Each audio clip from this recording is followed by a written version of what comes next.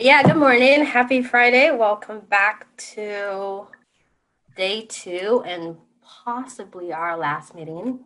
Most likely not. And again, just kind of monitoring our waiting room to see if other people come in. Like Miranda said, they will be here shortly, but before they get here, we will start and they can catch up. Again, we get the gist of the slide, be mindful of each other, and try to make use of mute function when you're not speaking. With that said, we will move on to today's icebreaker activity. Hey, drum roll. So basically, we will be playing this fun activity of grab and share. It is a quicker version of show and tell. So again, we did not know what this was going to be today, so no one had to prepare for it. But this activity requires that you turn on your video. After that, all you need to do is grab something that is within arm's reach. So look around and see what you could grab that kind of catches your attention, or something within a 30-second grab. I see Margarita kind of scanning her office to see what's there. And then what we're going to do is take about 1 to 2 minutes to tell a story about the item. So, what is the item? Where and when did you get it? Is it meaningful? That's all we're going to do. And then I will go first because I kind of have a big item. It's kind of sitting under my table, but I will carry it and show you guys. Are you ready? Okay. You see this box? It's a DHL package. And this was delivered from Nigeria not too long ago. So I guess the question is, what is in this box? I have 21 books in this box. Yes, 21. So this book, the books, or I guess the package, so for leisure, I primarily read books that are relatable to my experience, specifically books by Black authors. So this specific bookstore had a lot of the books that I would like to read. So I decided to treat myself and went crazy and got 21 books. Yes, it was expensive, very expensive, having to ship all the way from Nigeria over here, and but it was totally worth it. And I look forward to reading these books, and I already started, and I love it so far. So yes, support local business, home and abroad. Miranda. Okay. I have two because they kind of go together. You already knows this, but I have a super adorable 9-year-old niece, and I'm a little biased, but she always draws and makes me things for my desk or for my fridge. And so when I started remote working from home, she made this little note. You can't see it, but it says reminders. And it was reminders of things that was going on back when she made it. So it's reminders. Take allergy pill. Remember to do all Zoom. Remember I have cat fingers. And remember I love you. And then she made me this little pencil holder for my desk so that I can keep all my pencils when I'm working at home. And so she makes me random things all the time. And so I love the little reminders things because when I'm having a rough day, I just look at that last one. Remember, I love you. So it always just makes me happy. That is great. And yeah, I do love her niece. She comes to say hi here and there on Zoom. We can't hear you, Iore. Sorry, can you hear me? Yeah. I was saying how I love your niece as well, and I've met her via Zoom, and she says hi here and there. Yeah, that was really sweet. Next person on my list is Margarita. You're muted. I did the 30-second thing, so I went and grabbed something. I dropped it. Hang on. This is it's a Disney picture frame, and then this is the picture. So these are my boys when they were like 3 and 4. They're only 14 months apart. So at that time in their lives, we were living in Tustin, Orange County. And so we had Disney passes and we would go. By the way, back then they were $100, $99 for the kids' season passes. So we could afford to do it, and we would just take off. And sometimes we would just go for 2 hours. We would go have dinner at the, Pizza Port and Tomorrowland and get on one ride and then go home, and that would be it. And so it just, when I'm having a really tough day, I look back at this picture in particular and just, I don't know, just think back to all the great memories of being the kind of mom. I guess what it symbolizes is being the kind of mom I wanted to be at the time, and feeling very fulfilled in trying to balance being a mom with the work life at that point. So that's my share.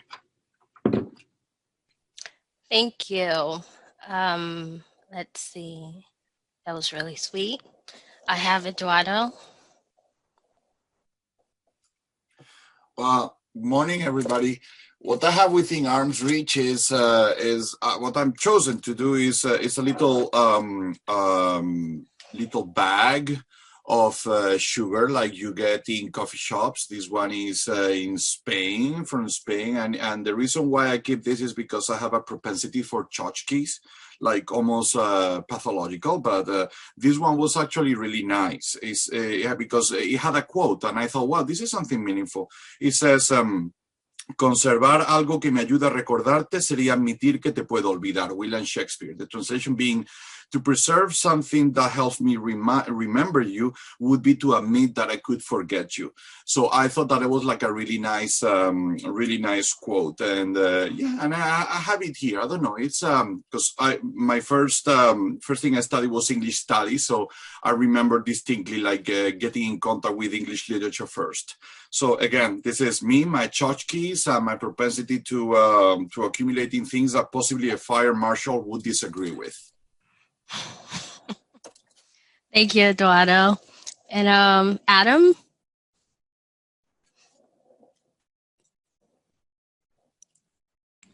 All right. Good morning, everybody. I cheated. I grabbed something with my right and my left hand that were within arm reach. With my right hand, I have my little room fan here. I live in Santa Clarita in kind of northern LA County, which, while it's not quite as hot as Bakersfield where I work, it's still pretty darn hot. From about late June even till now, it's been the 90s or 100s most days, right? Even yesterday, I think it was 91. So when I'm working here in my bedroom, it just kind of keeps the fan going. It makes my hair flow a little bit. So this keeps me cool, and remember to take deep breaths while going through this year.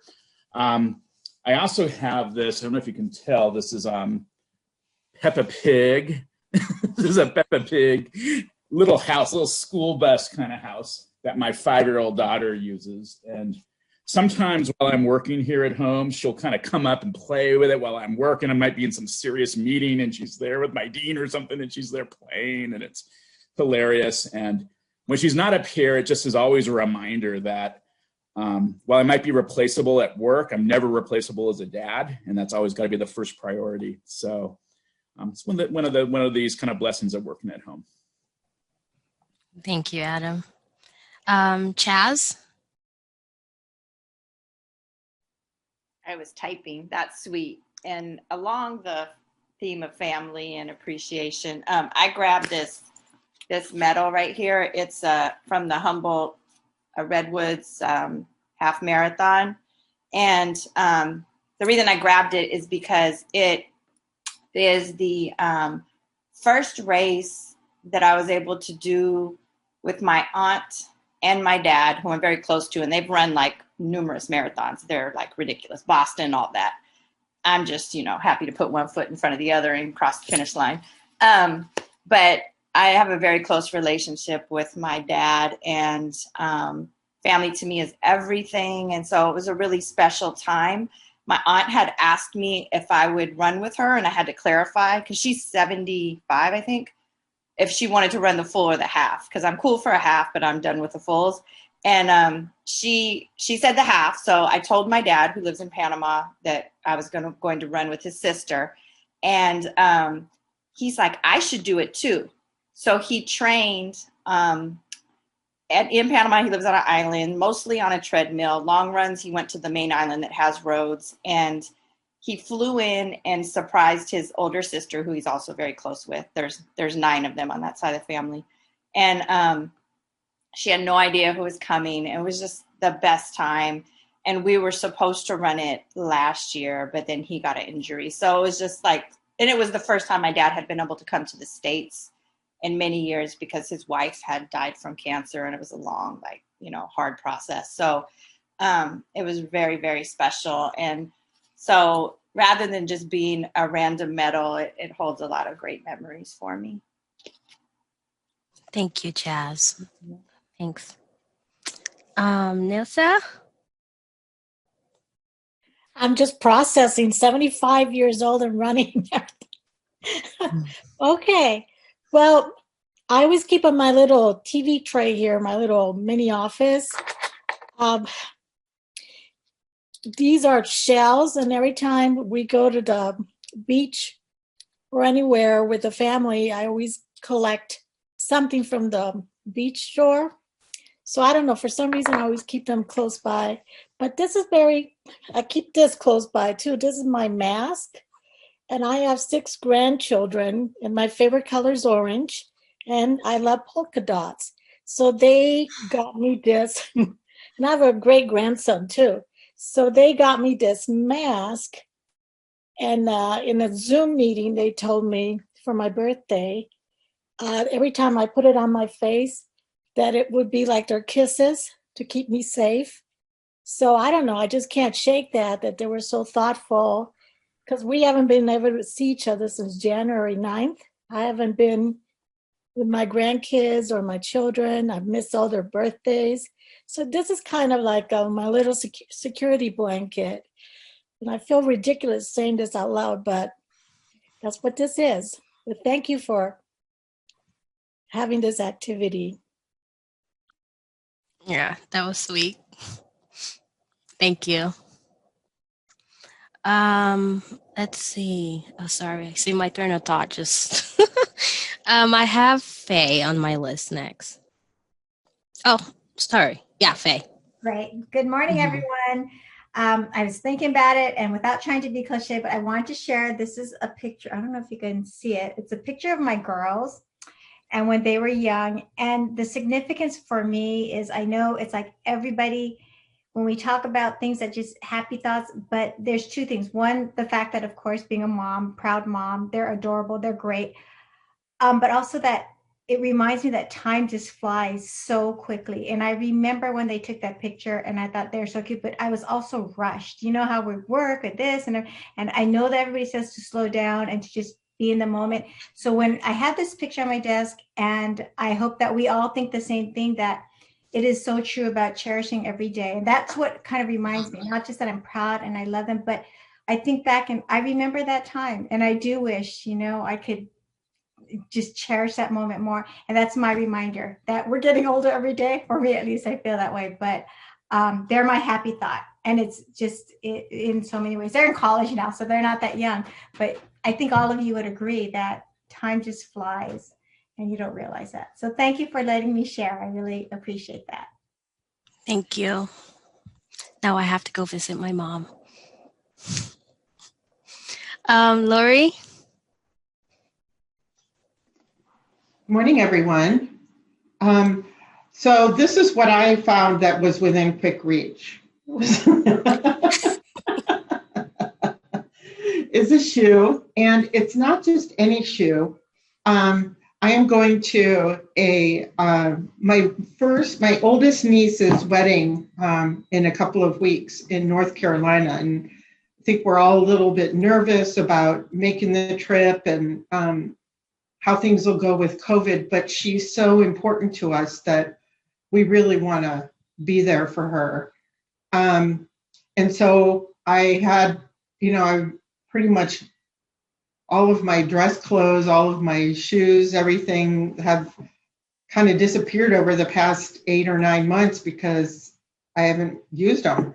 And so I decided to buy a nice pair of shoes to go with the dress. And so I'm going to be, I don't know if you can see how high this heel is, but I'm going to attempt a balancing act at the wedding. And so that's what I have. Thank you. I'm sure it's gonna fit really well and you look great. I love weddings as well. Um, let's see, Anna Maria.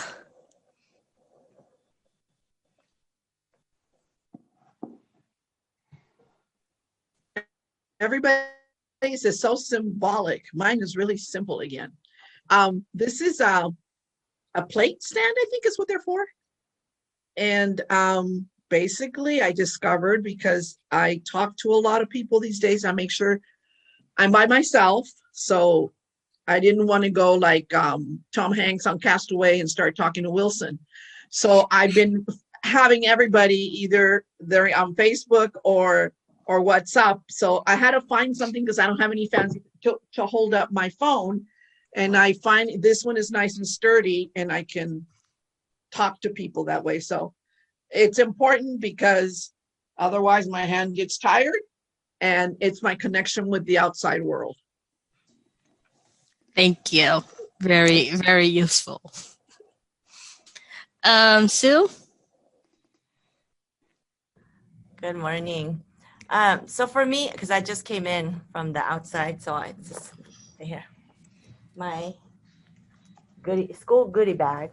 So it was wonderful to see the kids this morning. I squeezed it in. I walked the campus, and so I have my hand sanitizer in here. I have my walkie-talkie. This is so I can talk to my supervisor. So it gets me connected to the adults on the campus while I'm walking around. Masks. So some of the kids come on campus with mommy's masks, and they do say, I don't like my mama's lipstick on my lips right now. So I switch it out for them. So I have masks for them. Or they have big ones that don't fit, and it's like falling off of their face. And so, and then my cell phone, of course, that I have. But today we announced our Gators Best. So we have kids monthly. We announce citizenship and best effort for our kids. So it was kind of neat to be able to see that, because I know that now when we have breaks, because our kids do get breaks outside so they can be outside, the ones that got them will be wearing them. And that's what they'll say, look what I have, look what I have. So it's going to be neat to see that around campus and to celebrate the kids that are still putting their best and trying to celebrate them for what they can do even under the circumstances. But I think most of all, I was just thinking about that. There's a level of energy that you get from kids. And so I really am thankful that I have that opportunity. We have about 560 kids on campus and 380 kids right now on distance learning. So yesterday I connected with the Zoom kids before our meeting. Today I got to connect with the kids who are live here. So I'm grateful that we're still able to do that under the circumstances and giving it a go. Kids are happy though to be here, and we're happy to see them. So thank you. Of course. Thank you, Sue. Augustine? Good morning, everyone. I was going to grab artwork because I really love to be able to, draw and paint when I have time. But close by, I had my children. So this is Lorenzo y Sebastián. This was 2017. So they were 10 and 7. Now they're 12 and 10. So they're growing. But it's something I had to recreate my office space, because I brought in all the screens from work and all the tchotchkes I had in my office space to remind me, because when I first became a teacher, I wasn't a parent, I wasn't married. I would always think I borrowed everyone's children. I worked with them. I had passion for teaching, but then I would release them at the end of the day. But my children always remind me why I'm in education, because no matter what I do, I'm always working for our children. So there you go. Thank you. Cheryl? Okay, well, If you could see where I really am and not the fake background that I always have, there is like absolutely nothing I can touch. My desk is like just the size of the computer. So I'll have to just take off some jewelry. I just remembered I have these on because I wear them all the time. It's a claddagh earring, the Irish symbol. And the story behind the earrings is that my partner and I live in a high rise downtown San Diego. So in order to receive our mail or any packages, you get them from the concierge or the package room downstairs, right? So back in the days of going to work, I used to take the bus to work because I can take a 1-seat bus ride from here to UCSD, which is kind of nice, and get my work done on the bus. So my partner Dan was going to meet me at the bus stop, and he stopped at the concierge desk and got a package from his mother. This was many years ago. She's passed away in the ensuing period, but and so he unwrapped it on the way to the bus stop, and inside he found a hat for him. So he puts on the hat and he's all happy and excited because it's a surprise. And there happens to be, even though there aren't many trash cans in downtown San Diego, there happens to be a trash can right by the bus stop. So he just drops the package into the trash can. I get off the bus and say, oh, that's a nice hat. That's new. I think it was a hat from Ireland or something. And he texted his mother and she said, oh, I'm glad you like the hat. How did Cheryl like the earrings? And he's like, what earrings? And so he went back, he's really not just self-centered. He actually went back and dug through a trash can in downtown San Diego, which you may be able to imagine is, interesting, and found these earrings wrapped in a little package in the trash can. So we were able to tell her that I really loved them. And honestly, I don't think I've hardly ever taken them off except to go swimming or something since then. So I'm kind of a jewelry minimalist anyway, but these just are a constant reminder of the strength of family. Thank you, Cheryl. And then Claire. Good morning. Happy Friday. Like Miranda, I have a niece and I have a nephew, and I'm very glad that my niece and nephew interact with my husband and I, because we couldn't have any children. And I remember I was close to my aunt when I was growing up. So my niece loves Harry Potter. So she sent me a little friend here. I don't know if you could see him. So he's my little work buddy now. This is Dobie. So hi. And my niece loves sloths. So I bought a sloth mouse pad, and then I bought her one too. So now we can be twins. So we text each other back and forth, and it's just really awesome to be able to have that relationship with her and my nephew. So it's my little work buddy. Thank you. Yeah, I love Harry Potter too. And Pilar? I'm going to go along with the theme. So I'm in my office today, momming from a distance, but still my kids are still super, super close. So I have a picture. Once the glitter falls, you'll see. But this was about 3 years ago when we went to Italy with them. I don't know. Let me check it out. It's hard to see. When we went to Italy, we were talking yesterday, not just in our group, but I think as a whole, about our travels. And so, let me see. Like, and so this is when we took them to, it's like a little village. We had to drive there through the hills. We almost got lost actually trying to get there. But it's where we learned how to make pasta. And it was the first time that my boys actually were able to have responsibility in the kitchen. The nonas that were in there were great. Like they were telling my husband and I, leave them alone. They can do it. Don't. And they kept telling us, no, vai, like telling us, leave them alone.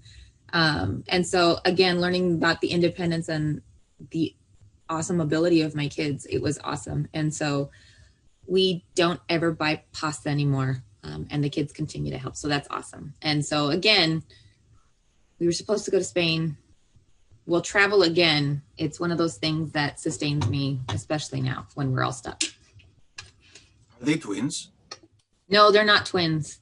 Sebastian is 10, so he was 7 in that picture. And Christian is 8, so he was 5. But Sebastian is short and Christian is tall. So they always get confused for twins. Yeah. Strong, beautiful black hair there. Yeah, it's just like mine. It's awesome. And they like it long. They don't want to ever cut it. So it's good. Thank you. And I think Michelle just joined us. So Michelle, we're basically grabbing something within arm's reach or within a 30-second grab and sharing what the item is, where and when you got it, and why it's meaningful.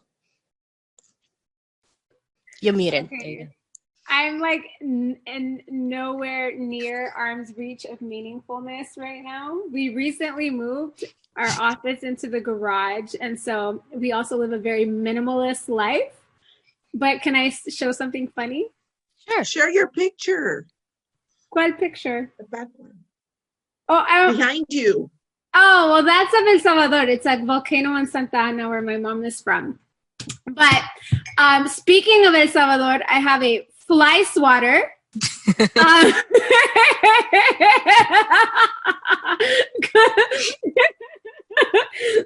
Because I'm in my garage right now, but it's a huge yes. Let me tell you the story. It's hilarious. So in El Salvador, there's a lot of mosquitoes everywhere. And so where we're at, they have these electric, my mother-in-law has an electric fly swatter that is like lethal. And so we just go around and we like clean out the house, right? We kill all the mosquitoes before we go to sleep. So my husband was obsessed with this like mosquito swatter that he asked his mom that the next time she came into the US that she bring one for us. So of course she brought us a fly swatter. And so my husband, it's like his favorite thing. And so literally it's like within arm's reach of wherever we go. We plug it in because it's battery operated. And I remember when we first got it in the house that we lived in down south, there was a fly swarming around and my husband was like, literally he looked like he was swatting the air and like playing racquetball really poorly. Like it was really hilarious. I took a video. It was so much fun. So I guess memories are meaningful. So there we go. Definitely. Thank you. Actually, did I miss someone? Anyone came in? I think everyone had a chance to go. Thank you guys so much for sharing personal memories, family memories, moments, and just looking back into time and just cherishing those times and looking forward to more memorable events in the future. So thank you. I hope everyone enjoyed that activity. So moving on to our agenda for Friday. So as promised yesterday, we will have the opportunity to discuss yesterday's glossary activity and get a sense of where we're at. We'll also touch on the CSTP considerations and provide some feedback and talking points to the BILA subgroup. And then we have a break scheduled for 10:30, about an hour from now. Then we'll work on reviewing the standards independently and then regroup to have an honest, open conversation on our work today. So that's our plan for today. So by the end of today, we should have discussed the glossary, reviewed the CSTP considerations, and provided, feedback to the group, and also reviewed the drafted standard. That's pretty much our plan for today. So again, it should be a pretty smooth day. And then, Miranda? Yeah, so you already talked a little bit about what we'll be doing today. And so just touching on yesterday's conversations, so we had you all put the competencies, align them to domain headings. And so we went ahead and combined all of those. So they're available for you in the Google Drive. We didn't really want to spend any more time on those right now because those are things that can certainly be moved around. I mean, the content in there may change a little bit, but we didn't feel it was necessary to keep revisiting that, but they're available in the Google Drive for you. And again, keep in mind, it's probably not the end all be all because we are going to talk about these standards some more this afternoon. And then of course they'll go to the commission, probably not in December, And then of course they'll go out for field review for additional input. So yesterday we talked about, or it was brought to our attention that, you know, we still have a lot of work to do, and we acknowledge that. And so we raised the concerns yesterday afternoon. And so it seems like we are going to get a little more time to work on these. And from what we got, we don't think that these are going to the commission in December. That's our understanding at this point. And so we really want to spend some time today talking about the standards, because we realized that over the last 3 and now our 4th meeting, we spent a lot of time in breakout rooms doing work, and not as much time coming together and talking as a group. So today we want to spend some time doing that. And so thank you for bringing that to our attention yesterday. So when we closed out the day yesterday, we mentioned that we were going, or while you were working on your activity, Yori and I consolidated the glossary. And so we asked you all to look over that during your, after the meeting in preparation of today's discussion, because it sounded like we definitely wanted to talk about it some more, because there were some terms that are not in the standards, and there's some that were. And so we wanted to talk to you guys about that and kind of what we should do with those, how we should organize them. Because as I mentioned, we do have a webpage on English learner and bilingual authorization programs. It definitely does need to be updated. So we can certainly provide the additional glossary terms as a resource on that page if they don't fit in with the standard document. So we can certainly talk about that today, but right now I think we're just going to open it up for you guys to talk to us about the glossary, to give us your thoughts, so we can take everything that you're saying and what you want to do, so we can put it all together in a way that makes sense, and in a way that you all like it.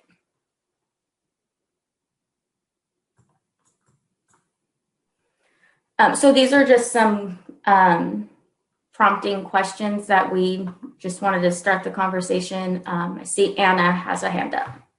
Okay. I and my team can chime in. I believe that in our section where there's blanks, those were words that we thought do not appear in the document, so we weren't going to do them. I know you told us to put them at the bottom, but that's what all the blanks represent.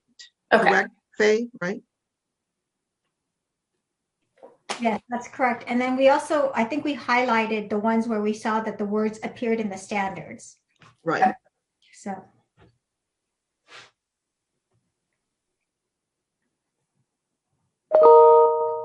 And this is group 3, Miranda. Yes. Okay.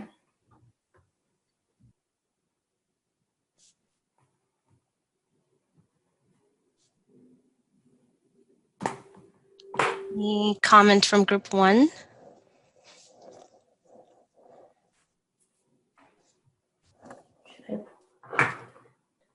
Well, perhaps one of the things that we were looking into as we were different styles in approaching the words, like we were using both formulas such as like a straightforward description of the word, like a dictionary style, but then another approach was say in the bilingual authorization standards, this word is going to imply and it has certain implications, etc.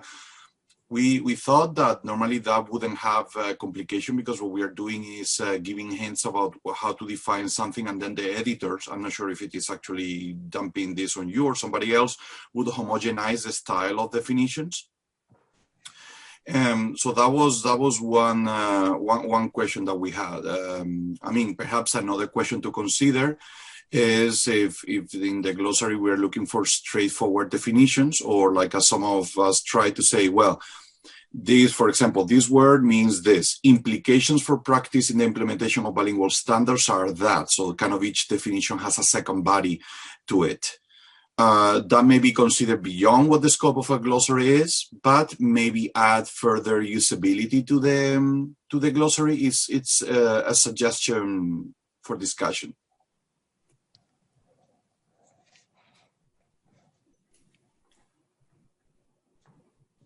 And I may add is sometimes people look into the standards, into the glossaries, like, okay, these are the terms that the standards have embraced, or like these are like the theories. And sometimes we were dealing with words like assimilation that we actually stand up against and is defined there. So it's kind of in a way how to also make sure that the proper framing of the glossary is not that we are endorsing that assimilation is a desirable thing. It's simply that we explain it for the sake of like it is used, and we actually, culturally sustaining pedagogies would be pursuing some other route.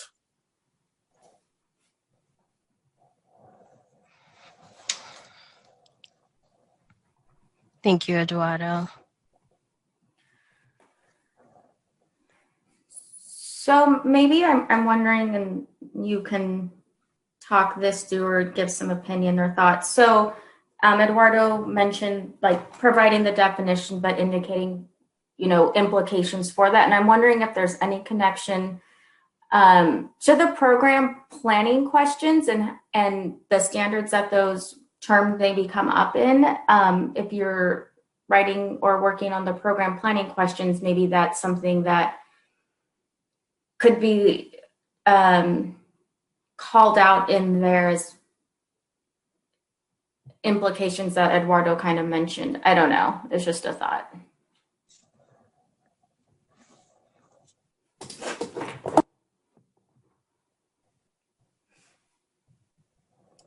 Not sure if anybody, I mean, trying to create the space for other people to chime in as well on that. In my opinion, I think that kind of interconnection would be a healthy redundancy to secure the message. But I mean, perhaps other folks think differently.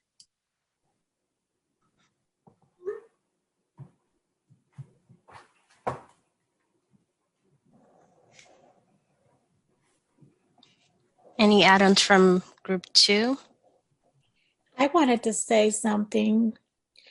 It was a little confusing at the beginning, and I joined in my group later because I had to step out and then come back in. But in the confusion for me was, for a glossary, would it be something like a Wikipedia sense? What is the meaning of this concept within the context of the standards? So it was a little bit for me, what the meaning or the definition was for me as a linguist versus what does it mean within the context of this work. So I was relying mostly on the white paper, looking at it within there. But the word that I had a lot of trouble was language patterns, because how do you define that within the context of the standards? So I kind of scrambled with that one, but our group had some conversations about that too. Chaz, you want to say anything, or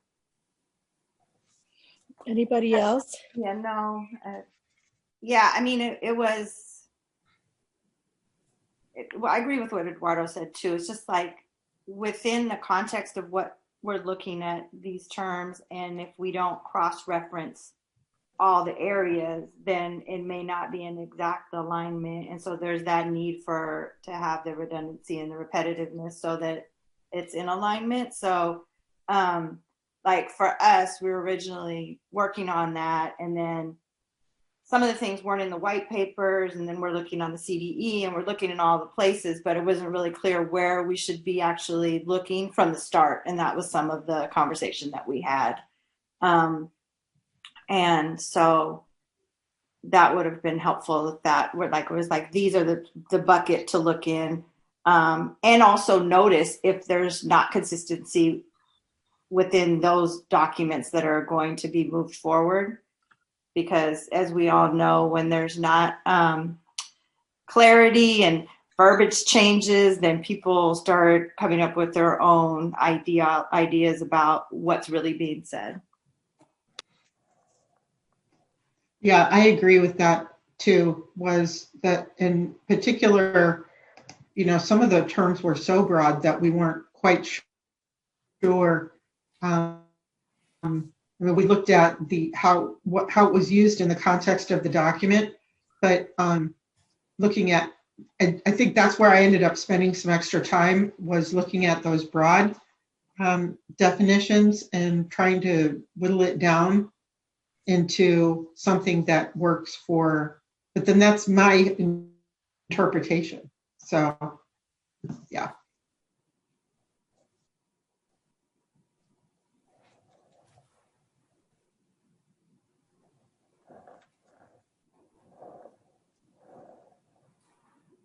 And how about anything from group 3, if you have anything to add? Group 4, group 3. Oh, group 4. Yeah.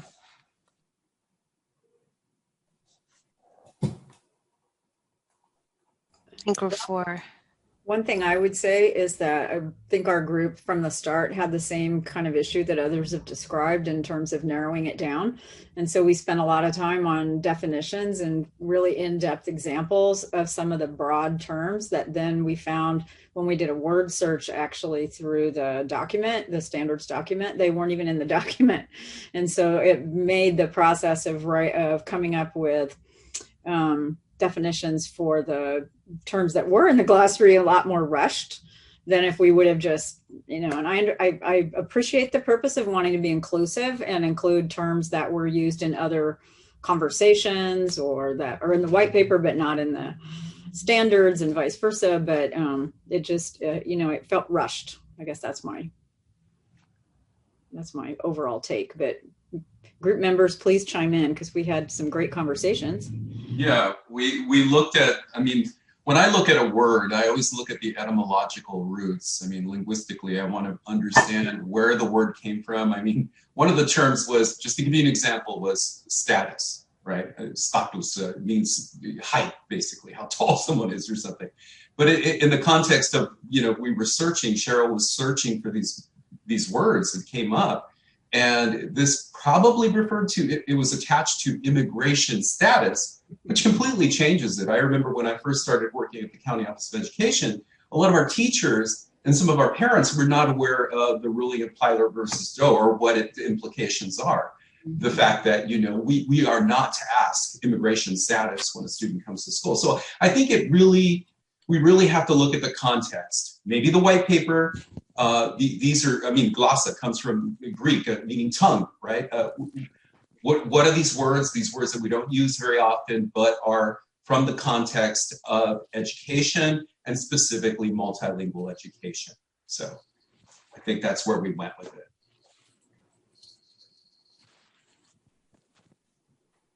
Yeah, I think that that example of status, thank you for bringing that up, Augustine. I couldn't remember yesterday when I was talking, like what that term was that we were wrestling with, and then it turned out to be really quite different or very specific, so yeah, that's a perfect example.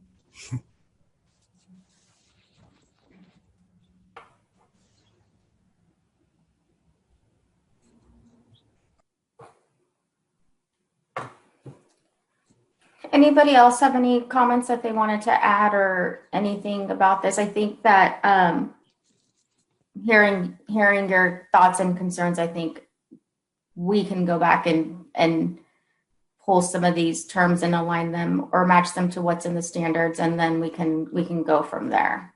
But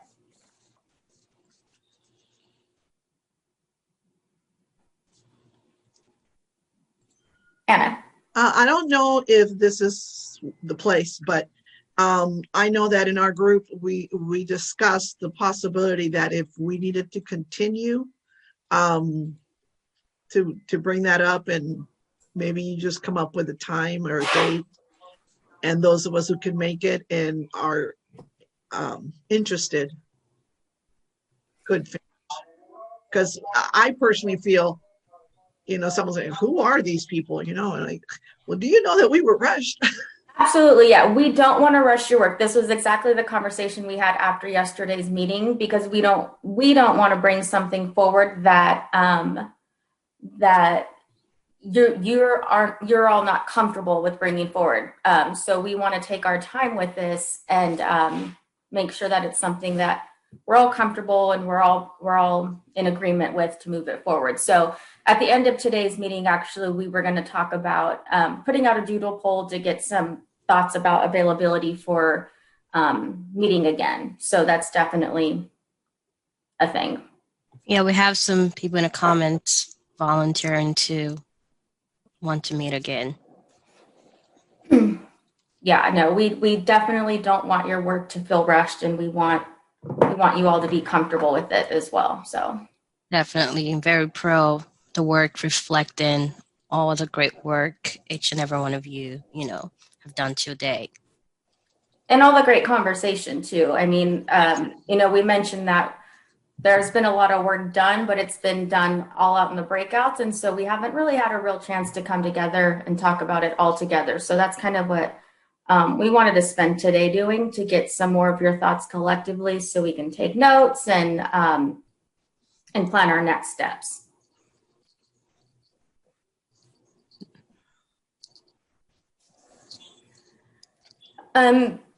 We don't have to keep the glossary conversation going. Just going to ask if anyone has anything else they want to add to this conversation. Otherwise, we can move on.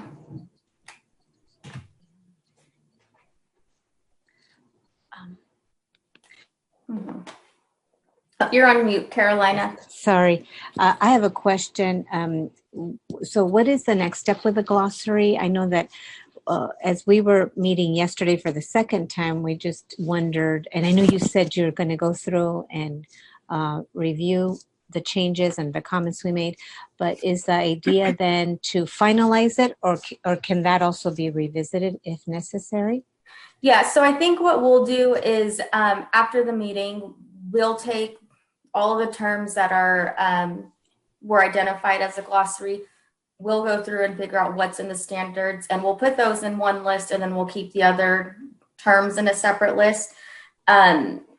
We will probably keep it open in Google so that folks can look at it and make comments. And then if it's something that we need to continue a conversation when we meet again, we certainly can. But the work that's done today on that is not the end. It's not going to move forward in any sense that way.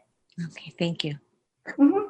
Definitely adding on to what Miranda just said, you can also provide a copy of the glossary, and then each and every one of you have access to that document, and you could probably make some revisions since you haven't had the opportunity to look at other people's comments. So we can just kind of have an alignment going all through. So that would be another chance to do so. I'm just laughing at Augustine's comment. Sorry, I had to do that. Little pun there. Okay. Very well intended. Yeah. Okay. Well, I'm glad that we had this conversation, and I think that those will be the next steps. But again, this is not the last time you'll have a chance to provide input on this. Just to reassure you. Yeah. Okay. So then I think we'll go ahead and move on to our next topics. I think we're good with that right now. Let me just advance the PowerPoint. Great. So we asked you all to review the CSTP document that your colleagues had put together. They had met, they had 2 meetings and took all of your notes that you had created at the last meeting and put it together in that working document. And the plan is to share that with the CSTP panel on November 17th, so not too long from now.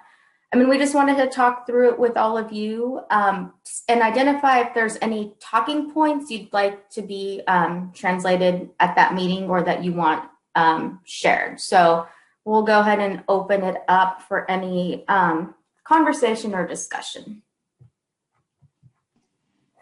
I have a couple of notes from Elena. Okay.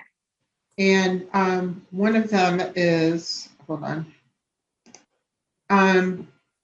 In the background of the CSTPs, if we could add the vision and mission reference of the EL roadmap.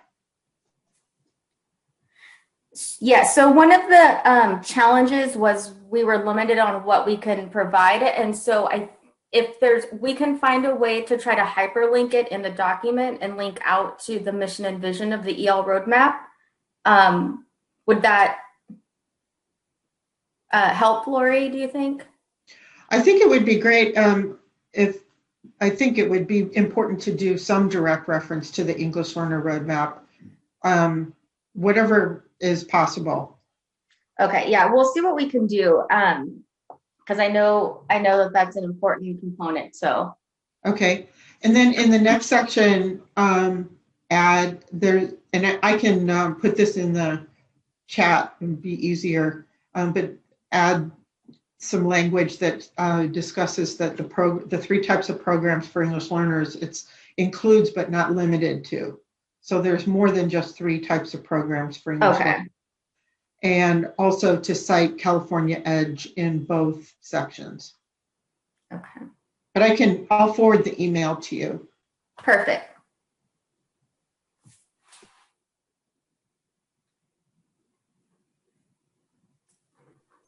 And also during the bylaw subgroup meeting, the team kind of struggled with, being within the limit of what was requested. They had a lot of stuff they wanted to talk about and write about, but it was very limited. So we're going to do a lot of hyperlinking. Talk about the rocket science of turning 4 pages into 2 pages. So yeah, that was fun to try to do that. So there are questions about if ELL is still being used. It seems we're using the term student designated EL or emergent bilingual. Then there's another question about, are we using emergent multilingual, or we are using multilingual learners? And then I know at the Department of Ed, they actually renamed their English Learner Division to the Multilingual Support Division. Yep. We did, but English learner, the term English learner is still required in federal law. A lot of people are referring to English learners as either multilingual learners or emergent bilinguals, or there are other terms. But in terms of legal terms, we're still using English learner. And I understand that it would be good to go put that in the dustbin of history. I see that, Adam. But I think one of the things is that we're putting out, we don't want to confuse people, but we are putting out a new publication that does talk about multilingual learners and referring to English learners and really all kids who are learning more than one language. So Lori, forgive me, my question was, I work directly, I assess students with, with the new, the LPAC, and I never see the term ELL being used anymore. I always see EL, and for me, it's always student language first. I've never seen it being used anymore. It's ELL. That's right. It's changed. It's been English learner for a while, but some people are still used to the English language learner, but the formal term is English learner. Okay. So I have a follow-up question in terms of bilingual program standards and how IHEs use terminology, because I think that in our working group and in conversations on the field that I have with other bilingual coordinators, it's the field right now is using terms like emergent bilingual or multilingual as an asset-oriented approach towards language development, and that's where the field is right now. So what does that mean of having an updated document reflect the research of the field when the law hasn't caught up yet? What approach needs to be made to make sure that there's an alignment between an asset-oriented language in the document and a law that is working its way to update? I'm going to refer to Miranda and Yuri on that one. Yeah, so that's something that we've been noticing as well, and particularly in your draft standards. I know that overall the standards are called the Bilingual Authorization Prep Program Standards, but a lot throughout the document, there were, you had all changed the bilingual to multilingual, and so we're going to see what our options are for that and how, because it sounds like that's the direction that the field is going to multilingual rather than bilingual. So we definitely want to stay current, but we'll see how we can make that change. I don't really know what the process is because we're going to take these through the regulatory process, and I'm not sure there's anything that says, you know, what it has to be until like the law changes, like you said, Michelle. So. And that's also going to be part of our conversation later this morning for the drafted standards for the terms. So some places we have bilingual, some places we have multilingual. So we have to kind of decide which one we're going to use within the new standards for later. I think for the term emergent bilingual is used in the glossary. It's in the glossary, and and I did the definition for that, and I just basically said that it was a term that refers to English learner. Okay. I mean, one thing that I mean, while we move towards an assets-based pedagogy, I think that, for example, we also do this in CAPTE. We also want to emphasize that that we have a focus on English learners, so designated particularly as a vulnerable population, and that not all multilingual learners can be lumped together. So I see how we move to the other without obscuring the fact that often speakers of the non-English languages are at an equity disadvantage. And if they are just lumped together and their label disappears, that puts them at the risk of not being identified in their specific needs. So I see that there is a tension in the field about that. Not all emergent bilinguals are the same, so to speak.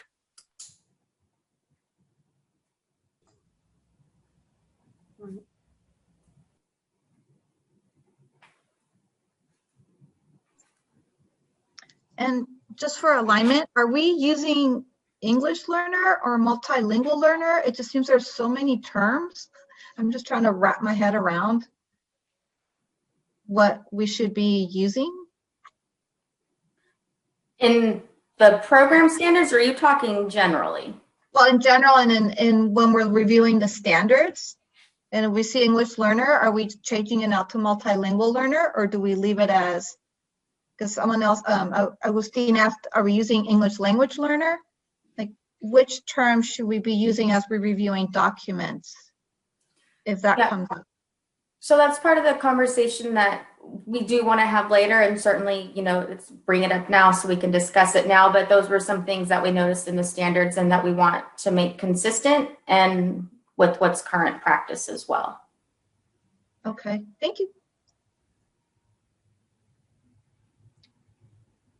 Good morning. I'm joining a little bit late, but I'm happy to be here. And I was listening to the conversation about terminology and and how we use terms within the standards.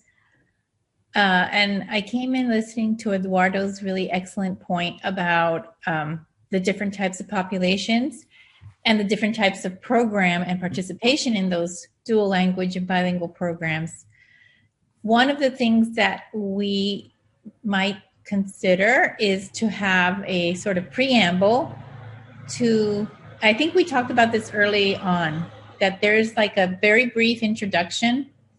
There could be, and there is in the current handbook, there was an introduction, but in like the CSTPs, there's a brief introduction that could provide some of this contextualization. Who are we referring to in terms of the students who have teachers who are in preparation programs for dual bilingual programs, and how we consider larger state policies that helped inform, as well as the research to inform the standards.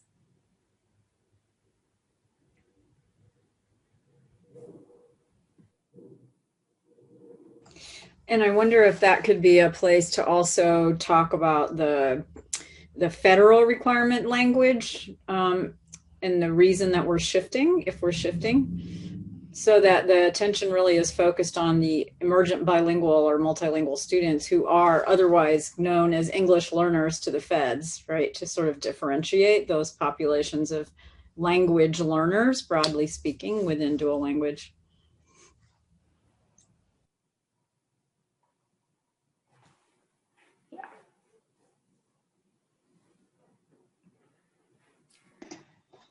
Any other comments or feedback, or any feedback on the CSTP document?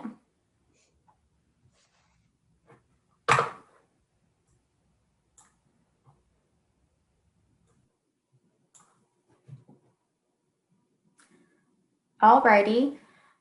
So it looks like we're running a little bit ahead of schedule. We had scheduled a little more time to talk on that and the glossary, so that's okay. So what we can do right now is we have a break scheduled for 10:30 to 11, and then after the break, we were going to give you time to independently review the standards and take notes. But I think we'll go ahead and give you the opportunity to do that between now and 11 o'clock, so you can read those and take your break, because we had planned to give you 30 minutes to review the standards. And so when we come back, let me actually advance my slide, because we had some questions that we wanted you all to consider as you were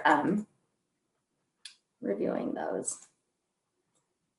And these questions are just things to help you think about, because as we mentioned, we said that we spent a lot of times in breakout rooms working on these things, but we haven't collectively come together to talk about them. So these are some things we want you to think about as you're reviewing, so that we can have a discussion.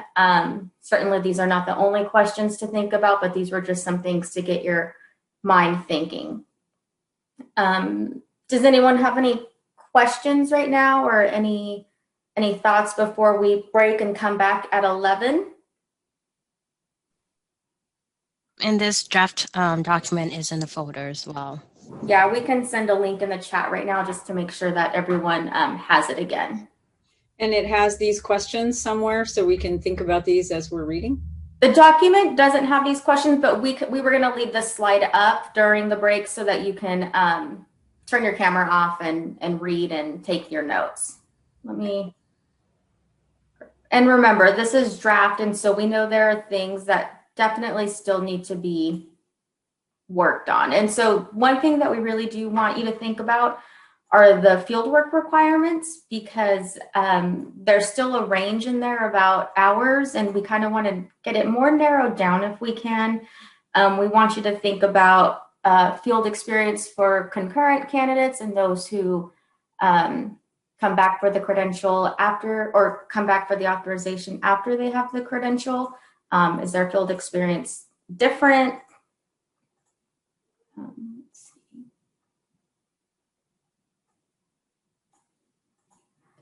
Sorry about that, trying to get the link to you all.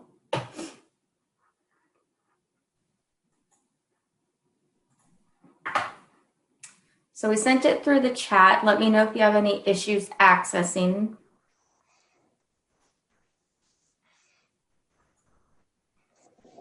And then feel free to take notes to guide your questions or conversation, just so you don't forget. Yeah, because we want to hear your thoughts on this when we come back at 11. Well, should we actually write comments on the document or not? I mean, not on the document. Shared. You could on a separate document and share with us. Okay. And yeah, you could send those later, because again, we're going to go back to this draft standards. I think I'm kind of excited about this session, because I feel like this is the first time we've actually had the chance to really look back at this document and answer specific questions, just so we can move forward in the process. So we could make a copy then and share that copy with you, with our comments, so that we're all not all commenting on top of each other. Yes. All right, so we'll leave these questions up on the screen. We will plan to come back at 11, so be sure to take a break for yourself and to review these as well. And then if you have any questions, you can turn your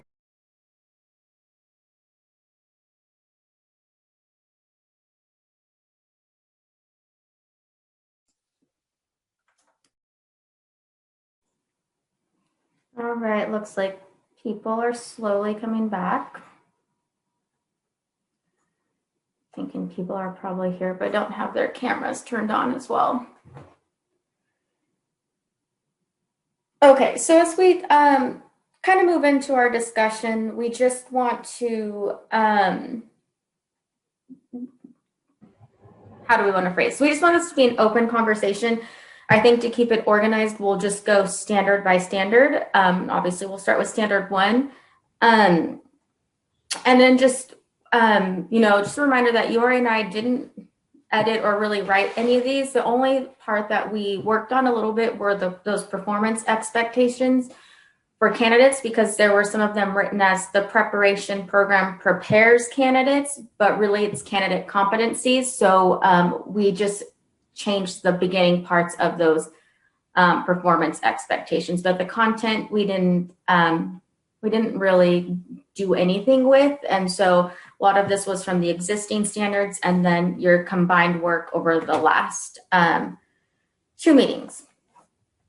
So I know some of you have emailed us your comments, and we'll certainly have those at our for our use, but we want you to be able to talk openly about any gaps you might see, concerns you have, questions, if some of the things that the white paper had addressed were included, or if there's still more maybe that's missing.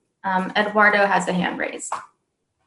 No, I just want to say that as I was reading the document, I found that it was very interesting working document and a step forward in making very concrete demands. And it gets getting very concrete, which sometimes some other people prefer the policy documents to be more open-ended. But that creates, I'm wondering, when we put this forward, who is our audience directly that we need to persuade to approve certain tightenings that we are presenting here, and what potential pushbacks we may get. Reason is perhaps we want to answer that question now, or as we face different issues or comments in the text, so that we are framing it to the audience that we need, or to the approvers or people at the table, I'd say.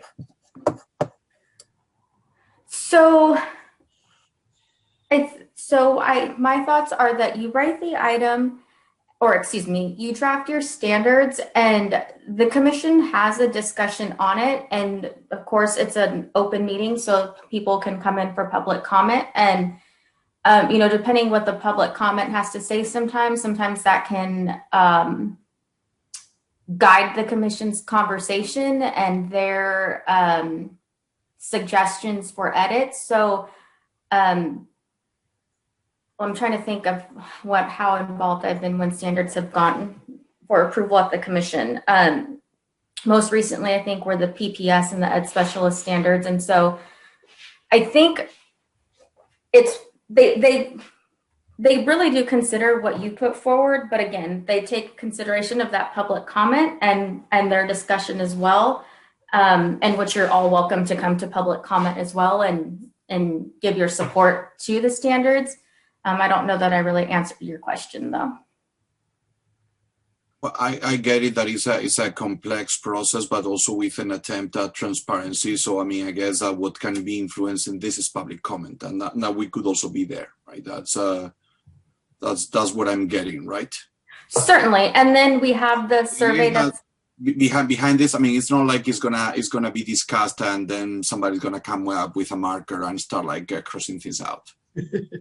No, I don't think that's how that hasn't been my experience. I mean, after you all have the chance to draft it, of course, our administrators are going to go through these as well and make sure that everything flows and that it reads like it's one voice and not written by, 20 different people. So we'll do cleanup things like that. But as far as nixing or scratching ideas and big thoughts, no, we might reword it so that it flows different or it aligns with standards language. So I don't know. I hope that helps a little more. Anna. Oh, I'm not used to half of my name. Oh, Anna, sorry. I know it's a mouthful. So it's kind of connected. I was thinking also as the audience. The preamble to me seems really choppy, like really simple notes, and then the rest of the document seems to flow more. So do we address that at all now, or it just seems that the standards were a lot more clear than that portion where the preamble was? Are you talking about standard 1 program design? No, I'm talking about the part that was labeled preamble. In the standards document? No. Yes, but the beginning. Or was I not supposed to look at that? I'm not sure what you were looking at. The preamble sounds like that was from the CSTP document. Oh, okay. All right, I looked at both of them. Right, we're talking about the standards document. Okay. Yeah, and as a reminder too, I know that there were some sections in the standards that still referred to the TPA, and obviously Right. that's not part of these program standards. So there are definitely things like that need to be cleaned up, and we know, and certainly the standards, we're not going to go forward that way. But I think we'll go ahead and start with standard 1 and open it up for discussion and comments. Miranda, I had my hand raised, but Thanks. it's okay. Just kind of an overall question and sense is that there isn't necessarily evenness between the narratives of the standards, right? So there isn't evenness, and I think I'm looking at the draft bilingual authorization standards document that you put in Dropbox, that I've looked at that one. And also I had just like a general question about the PPQs, because from the white paper, from the working group document, there had been some recommendations that the guidance about how programs would address them were clarified in the PPQs.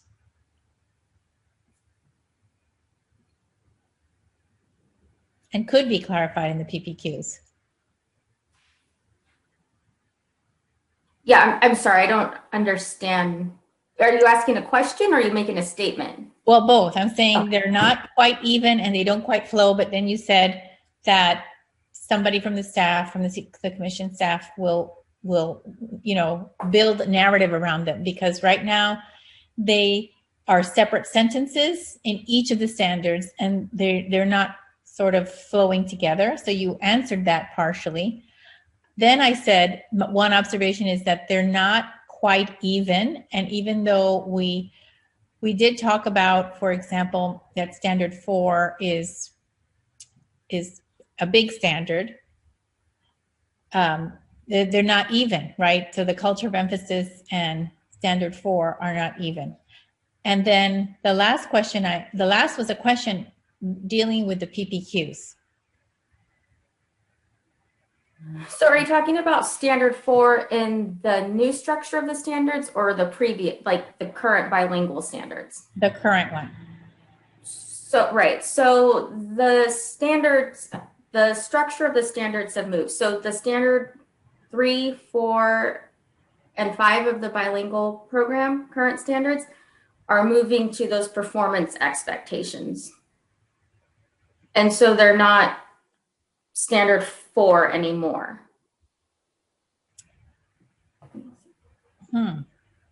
So maybe I am not clear on that if it's not a standard, it becomes a TPE. Right. I mean, that's possibly because I missed it, but. Yeah, part of my interpretation of the document is that anything dealt with pedagogy, standards 3, 4, and 5 were put into in the BTPEs. Yeah, I have feedback for the BTPEs, but when we get there, I'll give it. Oops, sorry about that. My mouse moved. If there's time, can I ask an overall question? Yeah, sorry, I'm gonna keep moving around. Yeah, go for it.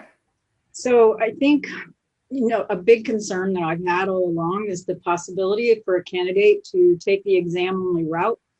And I think especially right now in the context of teacher shortages, district employed supervisor shortages, maybe many of you have seen or some of you may not have, but Tony Thurmond, Linda Darling-Hammond, Tina Sloan just sent a letter to the field essentially begging for cooperating teachers.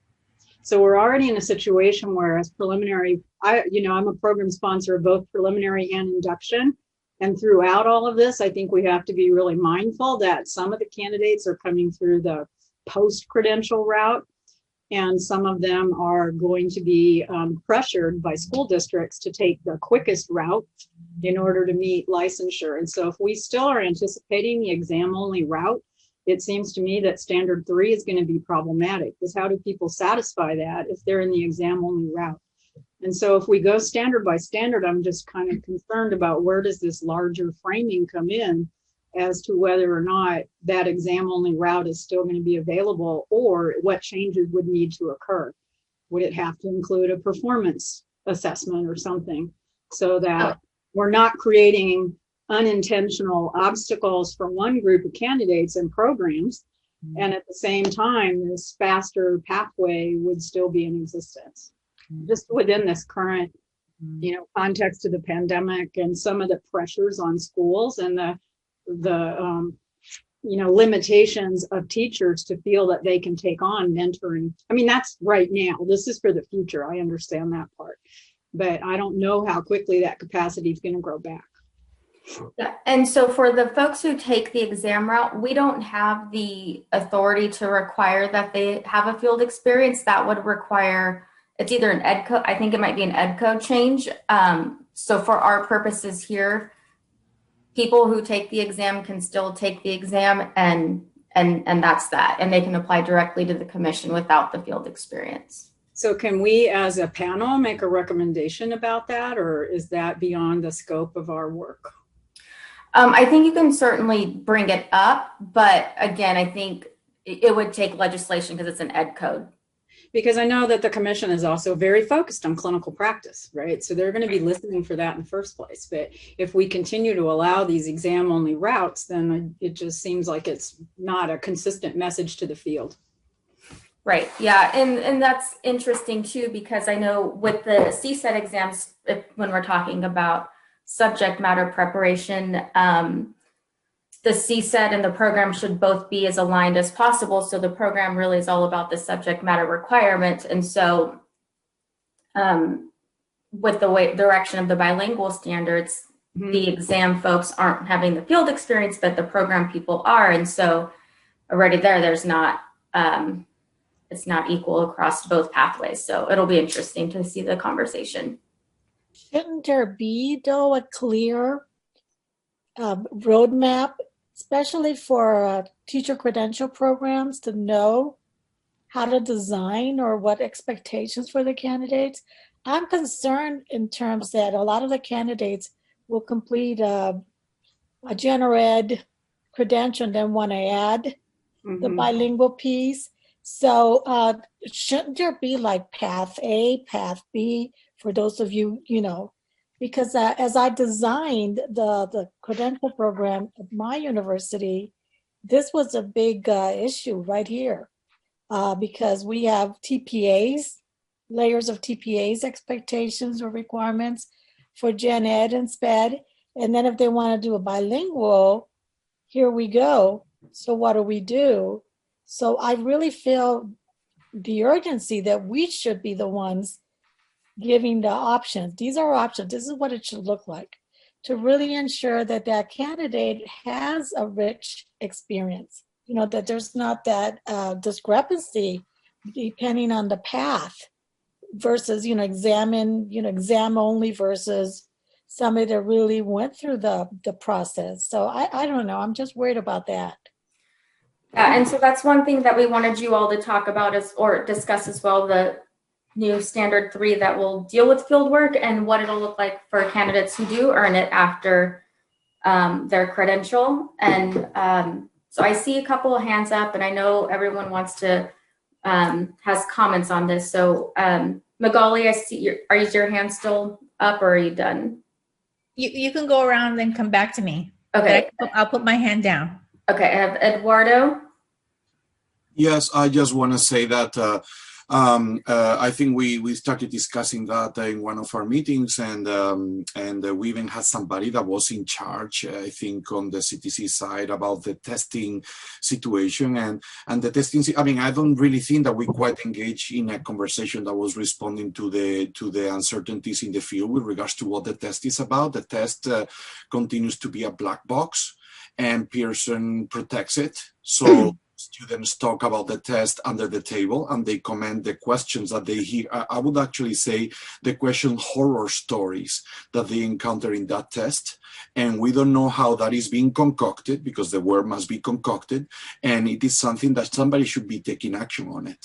Because if not, like somebody mentioned earlier, we are sending completely distinct messages. And actually, while we want to be responsive to the bilingual teacher shortage, I think that somebody that becomes a bilingual teacher based on the accreditation of such concoction is highly problematic.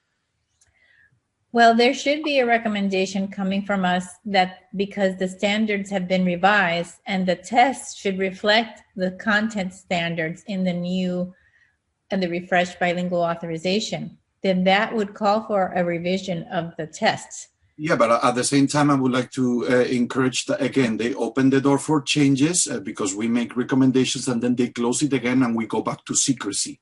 And you cannot talk about the test after you've taken it. Whatever happens in there, you become liable by talking about it. I mean, it's. I know that it's a business, so that's what they do, but it is not transparent enough. Can I just one comment speaking, because with the Asian, I know that none of us like the test. The test is not great. And Miranda, you made that clear that I understand. We can't say anything about the test, but at the very minimum, one, like what Magali said, can we make that recommendation that we look at the test? That's one. The other one that I feel strongly about is at the very minimum, can we make somehow mandate if they take the test, and we know a lot of them just take the test and that's it, but put minimum maybe 20 hours or some kind of hours field work, because I'm very uncomfortable with, we have the Vietnamese and sometimes the Korean and the Mandarin that they take the test and that's it. But if they're not serving any hours observing in a classroom. So I know we don't have control over them taking that test, but I think we can feel very strong. Number one, minimum 20 hours, whatever it is that they have to be in a classroom. The other one could be that, which I think is another issue, to look at the test again. But I would very strongly like to say that we emphasize the hours, some clinical hours, if they take only the test. I guess that's what I'm trying to say. I agree, and we've been saying this pretty consistently, but I'm also wondering if it's the requirement for hours or requirements for evidence. Because if we have this alignment between the content of the updated standards, that's going to take at least another 2 years. But what we're looking for is that bilingually authorized teachers can demonstrate evidence of pedagogy. So it's not just the hours, but I'm a little bit, even as I say that, I'm worried because we may have some unintended consequences along the way. So it could be evidence. So I'll give you an example. When I wrote a while back for teachers coming back to get a practicing teacher who chooses to take a test, and many of our programs have combinations, by the way, of testing and coursework. Many do, including the culture or whatever. There's combinations. That when I wrote our program document at LMU for people adding on the bilingual authorization versus the simultaneous authorization program. So you're doing it simultaneously as a graduate student, as an undergraduate, or as an intern. But you're in a setting and you have that opportunity to demonstrate and have supervision and support. That's not the case, as we're talking about, with the folks who want to add it on. So is there a way to be able to stipulate that there's a demonstration, or is hours sufficient? I mean, I don't know that we have to have a specific hours requirement. I think from the conversations we've heard, though, you all want a field experience component, and maybe hours isn't the best way to specify that. So certainly we can talk through that about what makes up a field experience or clinical practice. Cheryl. Well, I can see that Michelle has had her hand up before me. Did you want to say something before me, Michelle? Michelle, are you there? Thank you. Yes. Oh, there you are. Some clarifying questions since we're also like on the conversation of the clinical piece in the document. So I just want to clarify that I'm understanding this correctly. So if folks are adding on their bilingual authorization of the 600 clinical hours, 10 or 20 of those hours need to be in a bilingual setting in as part of those 600 hours, unless they are doing concurrent programs, then it's or interns would be standalone, right? I guess for me, this is where I got stuck. For special education, adding the 150 hours that's extended, is the 20 hours part of those 750 hours, or is it in addition to? So that's a section I think that really needs a lot of conversation around, because a lot of that section still includes language from the preliminary standards, and it looks a lot like it's for only people who are earning it with that multiple single or ed specialist credential. And so I think we need to tease that out and make it specific for each pathway or each type of. Yeah, and I think just piggybacking off of 2 points. One point, Eduardo made a comment about the concrete discussion of these standards, and I like that this clinical practice is getting very concrete because when implementing it, it becomes a tool that I can use as a program coordinator to advocate for clinical practice. So I appreciate that, and I would appreciate having the time to be very specific in how we want to lay that out as a collective. And to that point, I just want to echo a lot of the conversation of what's happening. And then also in terms of Faye saying, if we do have a test only route, really encouraging a pathway saying, if you do choose to do test only, you should also connect with IHEs to have a clinical experience and then work through our credential office that way, only because I just see equivalencies of we wouldn't give a special education credential or a multiple subject credential through a test only route. And I think that bilingual education, having even though it's called an authorization, there's pedagogy, there's practices, there's actual methodologies that they need to know and learn about that a test can't teach them. And so it would be disrespectful to the field to say that you could test out of this. Well, and that was my question actually, was are there other, we offer 2 authorizations in our program, right? The reading instruction, I can't think of the other authorization, and the CTEL. So CTEL is exam only, right? I mean, it can be exam only. Are there others besides the BILA and the CTEL that are exam only pathways? Because what kind of message is that sending if that's the case, right, to the field about the importance of training for bilingual teachers? So are there other authorizations that you can add through an exam only route, like some of the, special ed areas? I'm just not sure. As far as I know, no. I think there is an exam pathway for an administrative credential. There used to be. There used to be, okay. There used to be. And this is where, kind of my comment was headed, is in all of these other credential areas, we've seen them taking away, the exam only pathway, like administrator pathway, and also putting in a performance assessment. So administrators now have a performance assessment, special ed will have a performance assessment next year. So back to Magali's point about whether or not it's hours or can they do this? Can they perform? I'm not so sure that hours alone would really necessarily be sufficient. Personally, just as, thinking about my own experiences. And I'm also really tuned into the problem of people in shortage areas, grade levels, languages that are less often taught. I had a candidate a couple of years ago wanted to get a bilingual credential in secondary physics. Okay. In Spanish, maybe I'll find a placement for that person. Probably not, because it's a concurrent candidate. They can't teach in another content area. They have to teach in physics.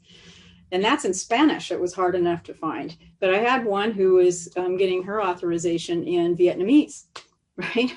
So I think, there may be unintended consequences to programs that are oriented in these ways that we've been encouraging and allowing to try to build capacity, to build the field, to build the plane while we're flying it.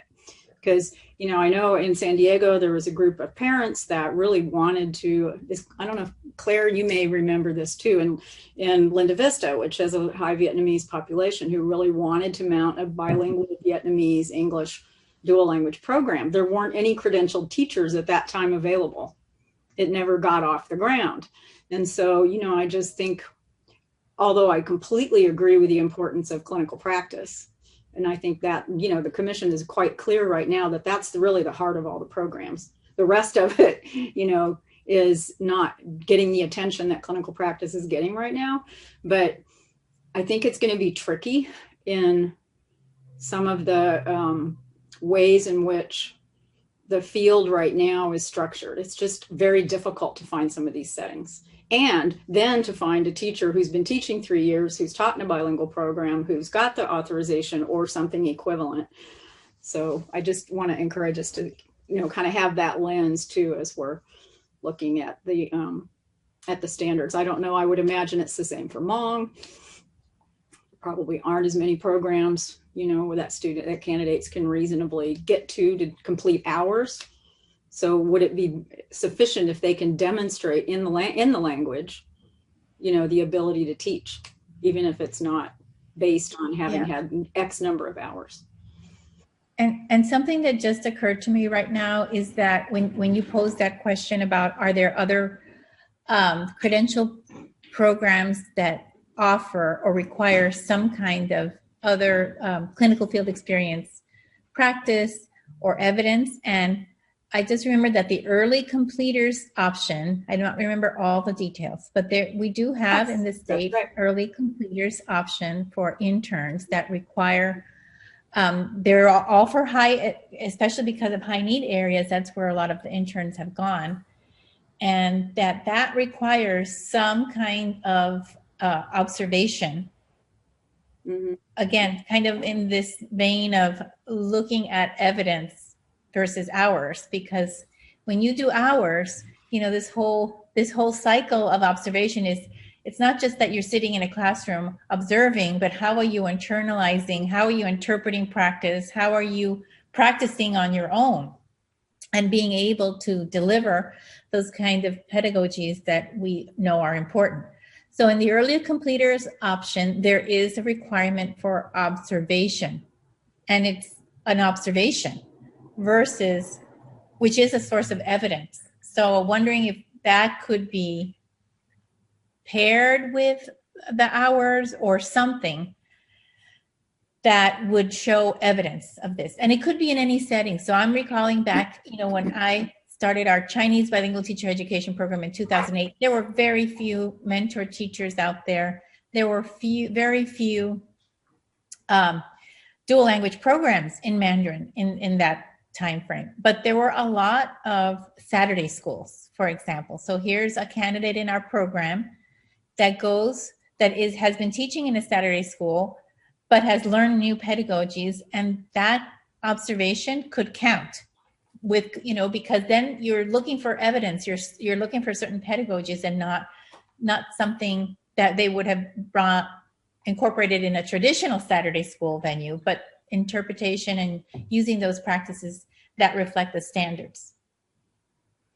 Yeah, and I definitely want to hear more about this as we get to the fieldwork standard. And I know, let's just checking time here. And as we get to that, I'd be curious to hear what some of you all do in your programs for those candidates who come back for the authorization once they're already in the classroom, and how they're provided a field experience, or how your program knows that they can teach in the language and in the content. But I want to move us over to the program design standard 1 and have a little discussion on that, or get some input from folks on that.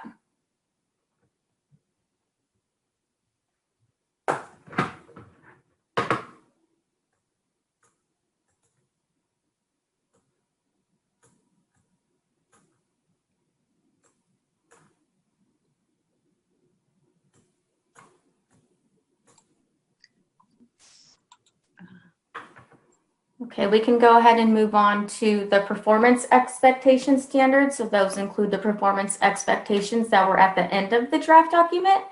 I think I heard that some of you have some comments on that.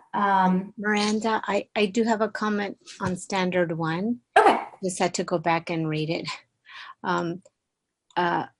For this, the section, it's really what we've been talking about related to the field. Or actually, no, it's the paragraph that starts, the program has a leadership team with a defined job description, and the very last part of it where it says, it starts with a minimum of 3 years, and then it says, or advanced degree in multilingual, multicultural education or related field. And so when I read that, I just wondered if that could be problematic, because we could get, and this is again related to the faculty that might be teaching the courses, is that right? Or supervising or coordinating the program? It could be coordinated or teaching. The supervisors, teaching. I think, will be in standard 3 or could be in standard 3. Yeah, so mainly faculty or coordination or teaching. Yeah, so I just wondered if that could be problematic if faculty who have a degree in multicultural education, for example, but have never taught or worked in schools, for example, that they could technically be hired to teach one of the bilingual authorization courses, right? Possibly. Well, actually, having just completed my CTC program review, the preconditions of all credential programs require that everybody who regularly teaches a course have experience in schools every 3 years. So, I mean, at the very minimum, you have to document that as a program sponsor to have authorization to offer any programs at all. And I don't know, maybe Miranda and Eora may have an opinion on this. I think it's become a lot more emphasized because of we're now reviewing the preconditions 2 times during the accreditation cycle. So I think it's coming up more because there was a recent program sponsor alert about this topic. Okay. So, I think that is supposed to be the guardrails and the preconditions for that concern. But, what constitutes involvement in a public school has also been, up for discussion. Okay, I see Augustine has a hand up, and then Adam, I think. Hello, I had 2 points. In the first paragraph, I do see, and we have been talking a lot about pedagogies, but I think that also professional multilingual teacher preparation programs should really emphasize andragogy. That is the concept that as educators, we need to be malleable in our thinking. We need to be able to continue our education.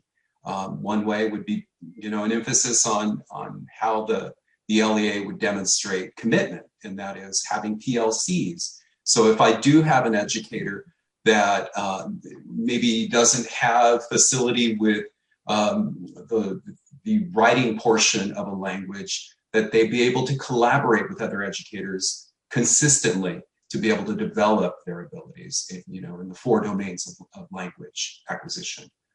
So those were 2 little points that I had: the demonstrated commitment and the emphasis on pedagogies. Yes, we need to know how to teach our children, but we also need to learn how to teach our adults and get them to understand that they're going to have to continue that as educators. Mm-hmm. Thank you.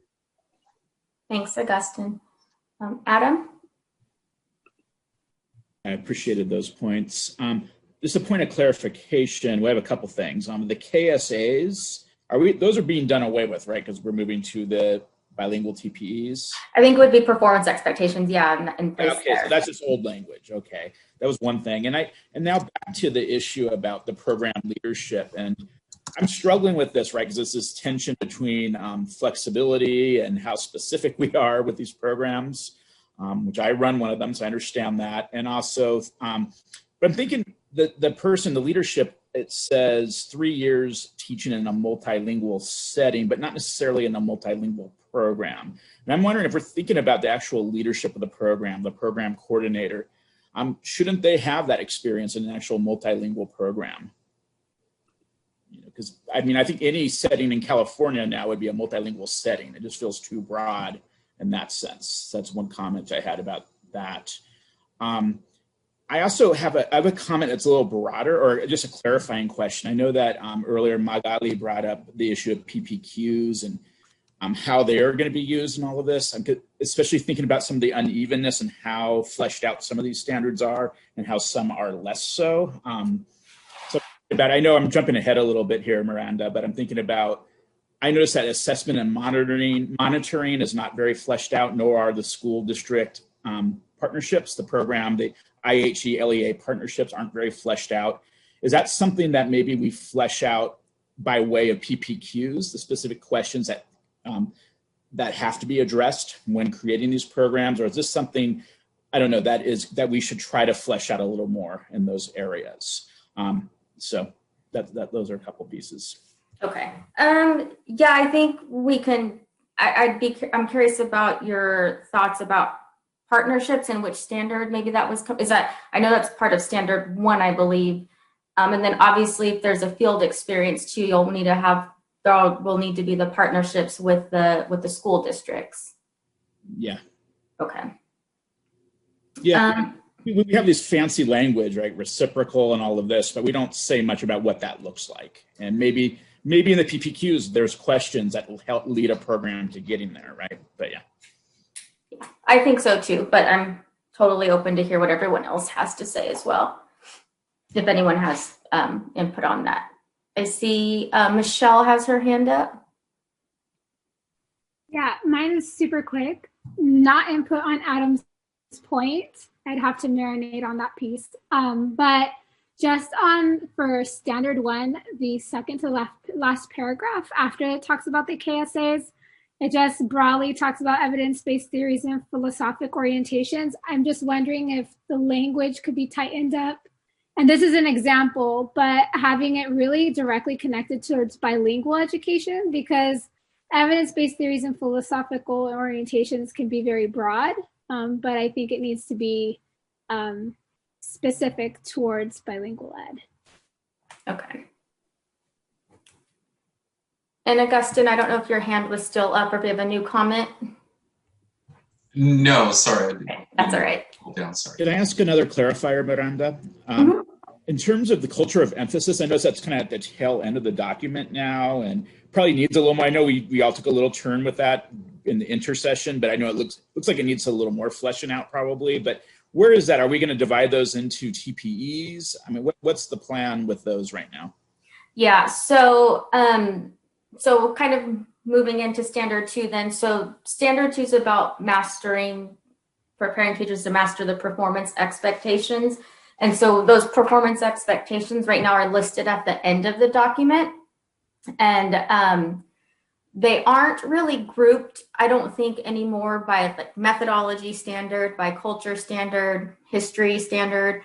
They're kind of just all listed there together. And then they'll be grouped under those TPE domains that you all worked on yesterday. So definitely we can talk about those performance expectations and the culture piece, because like you said, kind of acknowledge that it needs more conversation and work, I think. But I don't know if that answered your question, because we don't know yet, I don't think, if these performance expectations will be listed at the end of the standards like they are in the preliminary programs, or if they're going to be directly listed under standard 2. Structural things that we can certainly talk about. Yeah, I guess my question is, there's not going to be a section of this called culture of emphasis or cultures of emphasis. It's more that that's weighting more work and then dividing into specific TPEs, right? Yeah. That's correct, yeah. And same thing for methodology and standard 3, 4, and 5. They won't be labeled that way anymore. I have another. I'm sorry that I'm perhaps obsessing a little bit about the clinical practice, because I'm also thinking about how this will be interpreted by the field, right? Even though it's going to be massaged and rewritten and revised to be more of a flow and for voice as well. So I am looking at the paragraph that is after point A in the clinical practice area. That's on page 2, at the end of page 2. So it talks about how this experiences in a bilingual placement or another appropriate setting that involves the application of bilingual pedagogies. And then it talks about the sequential set of activities that is a minimum of 10 to 20 hours across. And I'm not seeing how that jives with the 600-hour requirement below. That's for interns. And also I'm worried that it could be interpreted that bilingual candidates only need 10 to 20 hours of clinical practice. I mean, that's how I'm interpreting that. Yeah, we definitely need to tease this out because I think there's a lot of mixing it with what's required in the preliminary programs, and maybe we should tighten that up. And maybe, when we first provided this activity, we just took the language from the preliminary program standards. And so I don't know if maybe it would have made sense to maybe start from scratch rather than try to work with these, but there's a lot of those still involved in there. So I think that's why it's confusing and looks the way it does right now. Okay. And then we'll have an opportunity. I mean, one of the things we said yesterday is that, and I'm agreeing with Cheryl's comments about the pathways, the concurrent or simultaneous pathway that includes a student teaching experience and also embedded experiences, and the sequential pathway, which is, you finish your traditional preliminary program and then you have X number of experiences. So I think that those things are a little bit still confusing to me, and I'm sorry to be obsessing about it, but I think that it's really important to really clarify this. Absolutely important. Yeah. So we appreciate the comments. Looks like Faye has a hand up too. Yes, and I'm also kind of obsessing on that one portion. I want to explain, and hopefully this is going to be, I don't know how to make it more clear in the document, but the 20 hours, I'm firmly for the minimum of 20 hours. And I say this because 10 hours, this is how we did it with the Asian BILA classes, 10 hours for the culture class, 10 hours for the methods class. Okay, then because not all of our students do the student teaching hours, the other clinical hours, that's required for credential. So to me, I'm okay with that, meaning I don't know how we're going to flesh that out, but I really want to keep minimum 20 hours across as far as coursework. The student teaching part is separate because not all of our students in our program, they don't do the student teaching. We don't sometimes find a classroom. So for instance, the Vietnamese students, they will get those hours they did before in the Saturday classes. Mm-hmm. So student teaching is separate, and that already the CTC has the requirements for for the bilingual setting. So I don't want to take that 20 hours out, and I want to stress again 20 hours. And it does go with, and I understand, Magali, you don't like the term hours, but I think it's the observation, because I'm going with the bare minimum. I would love to, if they're taking the class, let me put it this way, if they're taking the class, they do minimum 10 hours, 15 hours in a class, they do the lesson planning, they do all their activities. If they are not taking the class and they take the test, then they lose out on those hours. And that's why, and we can't, I would still love to mandate something, but I hope that we can make this clear on the document. And that's why I'm trying to go with the test. I'm thinking for the students that can't do the student teaching. So, yeah, and I completely agree. And again, we took this from the preliminary standards. Maybe that wasn't the best way to attack this. But I think kind of going back to what Magali said, so maybe rather than making a minimum number of hours, it's a field experience where candidates demonstrate X, Y, Z. And I see you clenching at that thought. I'm thinking practical, and I'm thinking about the more difficult languages, even though sometimes we have that trouble with the Korean teachers, we don't always have that. And I know it's a lot easier with the Spanish, but when I'm thinking of these, especially Vietnamese, I just have such a tough time. And then with the Korean, and so that's why I want that more, I'm hoping for that flexibility. Yeah, but I think programs should have the flexibility. Mm-hmm. But I'm also thinking about how much we've learned these days with distance learning and the opportunities for many of our candidates to have these virtual experiences. So programs would have the option to have those hours done virtually in many different kinds of settings. It doesn't have to be a dual language setting, but it's in any kind of setting that would offer a candidate, again, that opportunity to not just observe and reflect, but also to do some practice. That now with all the things that we've learned, I mean, if there's any tiny silver lining about this, we've learned how to do observation virtually better now than we had in the past. Well, I really appreciate Faye's comments, and because, I'm also working with not only Spanish at the secondary level, which is a whole different animal than elementary school placements too, but also thinking about how important that field component is. And to me, that's field work as opposed to student teaching. And so in the standards for the preliminary credentials, that's differentiated, right? Early field work and student teaching are all part of clinical practice. And so if we were to say, for example, that the concurrent pathway, I think that's what it's called in the documents, if the concurrent pathway candidates need the 600 hours of clinical practice, which is required for their preliminary teaching credential, plus 20 hours of field work, then that to me would be a clear indicator to programs that the courses need to include some kind of field work, right?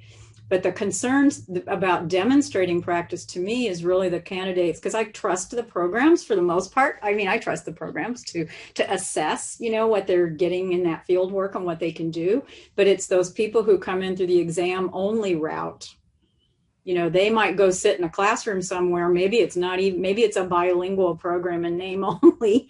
Who knows what they're observing if they're just observing. Should there be some demonstration required for those who don't take a program? The program assessment can occur within the program, because we have to measure as program sponsors if the candidates have been able to demonstrate all the BTPEs through field work and coursework, right? But for those who come in through the exam route, we don't have that same kind of control unless it's built into the exam, some kind of a performance requirement. So for the early completion option that Magali mentioned. I want to jump in after Cheryl just for clarifying purposes for me. So I'm like year 2 as program coordinator, right? I'm in the early end. You all have been, that's like the back of your hand. But here are some questions that I have. When we're talking about these 20 hours, are we also asking them to be consistent across pathways? The 20 hours, when we say that it's going to be an add-on to the 600, and then it could either be a field placement or observation. I think there's a couple of things I'm asking for just for clarity. One is consistency across programs. And the reason why I bring this up is that like my multiple subject program pathways, they're solid. They're super strong. They're like autopilot. I don't need to do anything. But there's a lot of heavy lifting that I'm making right now when it comes to the secondary strand or the special education strand. And it boils down to 2 things. And if you can clarify saying, Michelle, this is the answer, this is how you do it, then let's take that answer and put it on like paper, so that then if someone else comes and takes my spot or someone else is in a similar position as me, there's actual documentation, because this is where I'm not fighting, but this is where my tensions are arising. So secondary, for example, if it's 600 hours, are we then saying we want 20 of those hours in addition to the 600 hours? And do we want them to be with a supervisor, obviously supervisor, but with an actual mentor teacher to teach them? Or is it an additional 20 hours that they're having on top of the 60 hours? And I got confused when we said, do we want it embedded with the courses or in addition to the courses? So then would it be, if I have right now, the way that I have my program set up is that the 2 courses have the field work integrated into the courses to get the 20 hours so that students aren't having a difficult time mixing placements. And so what is, I'm just trying to imagine if we're not making it a course requirement, would it be 40 hours then? So the 20 in the course and then the 20 in addition to outside of the course. I'm just getting really confused on how we're disaggregating hours by pathway. What's the difference between in class versus out of class?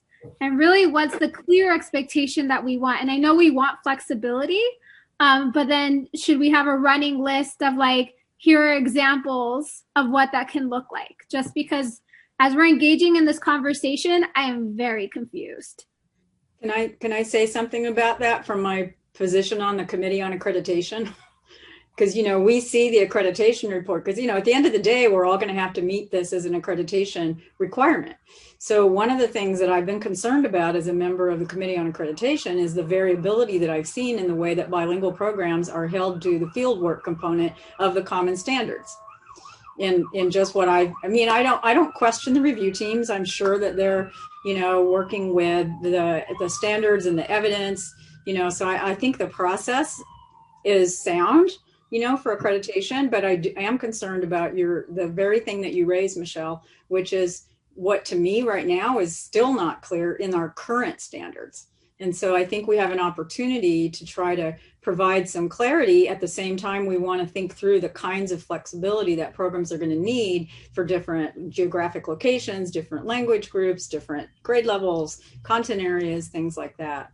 So I think it might be tricky, but I just wanted to emphasize why I personally think it's so important, because it would help us, you know, in reviewing accreditation reports and making sure that there's equity across institutions and institutions are being held to the same standard for accreditation, because that has consequences, you know.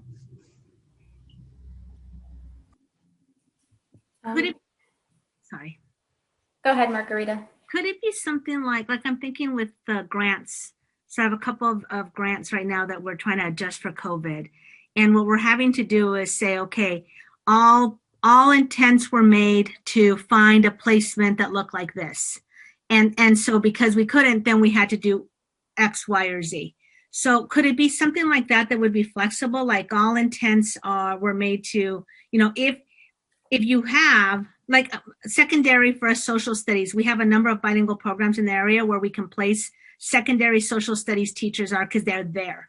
So we had to look for them, but they exist. So we're able to place high school teachers in bilingual social science classrooms. But I haven't found many in like, you know, biology or some of the other harder to, but we've looked. Like I have a spreadsheet that says we've done our due diligence, we've contacted out to X number of miles wide. So could it be something like that where at least there's like due diligence that you've, I don't know, I'm just brainstorming, due diligence that you at least try to find a placement that would allow you to get the ideal number of hours. And then if you can't, then there's plan B, plan C. Throwing that out there. Yeah, and then also random question. I know I brought this up many moons ago, but I would love to see if there's any opportunity for IHEs and districts possibly together applying for funding through the CDE to create video data banks, because as Magali says, okay, we're living in the pandemic, so now we're able to access all of these alternative ways. But in that process of trying to access, like literally, even for Spanish bilingual, I found like 10 video clips, and this is me like jigsawing of like, oh, I found 30 seconds of evidence of this. There's nothing that aligns. Like not even the national board certification videos that they use for training, Atlas, has nothing bilingual, not even Spanish, right? Which is a dominant language. And so if we're asking for these alternatives, we have school sites like Margarita says, there are school sites that are there. Like Hmong, for example, there's one in Fresno and one in Sacramento. I happen to be in Stanislaus. That's an hour and a half away from both. So it's just physically impossible for me to require my students to drive 3-hour total of commute for like an hour of placement. But if I were to have a partnership in creating a video data bank, right, that aligns with our BT, the new bilingual teacher performance expectations, that would be amazing. Yeah, I think that would be really great also, because what we really want is for our candidates to be prepared as best in the ways that we can best prepare them to serve our students. And so what kind of opportunities can we provide for them in order for us to have that confidence? And I know for the secondary candidates in my program, what I've also done in those programs or subject matter areas that you won't find a bilingual physics teacher, but how can candidates demonstrate their ability, if they are in a single subject science class, an opportunity to demonstrate, to experience, number one, teaching physics in that language, even Spanish. I mean, to me, it's like Greek, even in English, whatever language it is, but an opportunity to get that experience. And I remember this was like maybe 2 years ago when I was teaching the bilingual methods class with those hours embedded. And in the LA area, obviously we have, LA is a predominantly Spanish speaking city. And it was not a bilingual school. It was actually an intern.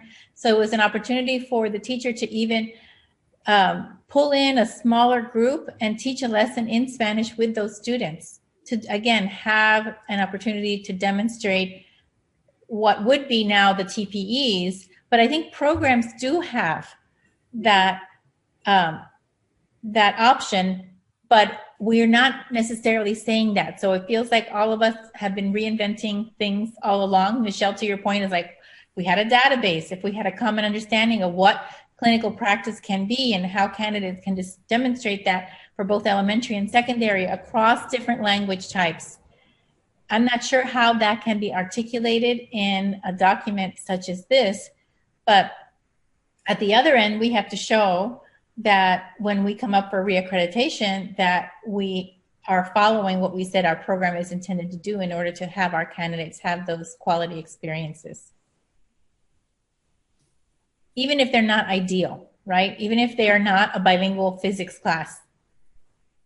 Well, I've been listening to everything right now, and in listening to all of this and trying to find options or opportunities for, some sort of evidence, right, for them to demonstrate it. I will say that if anything, this pandemic has forced people to go online and to do things distance and do things virtually. So being able to take those candidates and have them link virtually to a teacher who is in that target language and have them at least attend and do a lesson virtually. I mean, that's another way to kind of provide access and that opportunity to demonstrate what that learning will look like. I don't think virtual learning is going away anytime soon. And so if we're trying to get a leg up and trying to provide opportunities, being able to integrate that into what those teacher candidates are doing at the university level, this would be a way to incorporate just the tech and also the language experience and the time inside those classes. Anna Maria? Sorry. I was kind of going in the same direction as Pilar, but I thought it might be a parking lot thing. Where I know people that are what do they call it, clinical therapists, and they have just a slew of patients now. And I know people that are like way in the South Bay, and they have clients now that are in San Francisco and the Bay Area, which was not possible before. I'm thinking again, if as a result of the pandemic and everybody going online, if even in the future we can think of student teacher placement, where I'm thinking where I'm at, South Bay, San Diego, and sometimes we don't have enough people who can be placed, but because we're so close to the border, we have a lot of those bilingual science, math, and so on. If those kind of networks cannot take place in the future, where student teaching can actually happen because they're doing it virtually now. So it's kind of along what Pilar was saying, but even for student teaching. Well, I have to express appreciation for your district, Ana Maria, because that's where we find our physics placements in the first place. But, you know, sometimes the teachers won't have 3 years of teaching or a clear credential, or, you know, they have to meet all kinds of different requirements. And when you narrow the pool even more to a specific content areas, that makes it difficult. But what it does, I think what does help is the partnership that we have with that district. And so maybe my student teacher can't be placed in that classroom because the teacher doesn't have enough years of teaching, but they can, you know, when they're physically there, they can go into the classroom, they can teach groups of students like Magali described. And now in this virtual reality, they can, you know, Zoom in or participate in some way, even if they're placed down the hall or in a different Zoom classroom for their 600 hours. So well, I know right now they have placed everyone virtually in our district. Yes, I know we have lots of student teachers in your district, including some bilingual ones actually, and some of our alumni who are teaching there, you know, but bilingually. But I think it, you know, harking back to something that was on the slide originally for us to think about is the district partnerships and how critical those are in really fleshing that part out. And this is a big emphasis right now at the CDE, the State Board of Ed, CTC. So the more that we can try to leverage these ideas, whether it be aggregating some kind of video database like Michelle described in the beginning, what is it that districts can also bring to this conversation that's going to help prepare teachers both in service and pre-service? You know, and how do we, I think we have language in standard 1 program design about collaboration, but maybe that can be more specific or have more examples in the PPQs or something that's going to trigger those kind of partnerships. One thing that I would like to say with regards to this idea of adapting and learning from the new things that are happening, and assuming that some of what's coming is to stay. I mean, we are kind of doing things that a year ago we were not hoping that we were going to be doing and that we didn't want that to be doing. But at the same time, things are not going to be happening overnight, and often it's a slippery slope. And what I'm going to talk about now sounds like sci-fi, and probably some of you have already heard it. These proposals of creating virtual classroom with avatar students that are going to be used to test teachers and to actually see that which is another concoction in my neighborhood here in the Bay Area, it's an aberration. I'm sorry. I mean, that's the word. That's how I think about it in strong terms. And if we're going to end up doing that and suppressing the human contact with the students by little being undermined and caving in to that, I think I personally, as a critical pedagogue, have a strong stance against that. And anything that opens that kind of regulation, and then we start going down the slippery slope, I think is very problematic. Thanks, Eduardo. Let's see, no one else has a hand up. So I think we've heard some really great thoughts and considerations and challenges that there might be. So I have taken some notes here, but I want to move us along so we can talk about those performance expectations. It's just a little after 12 right now, so I wanted to move on to that.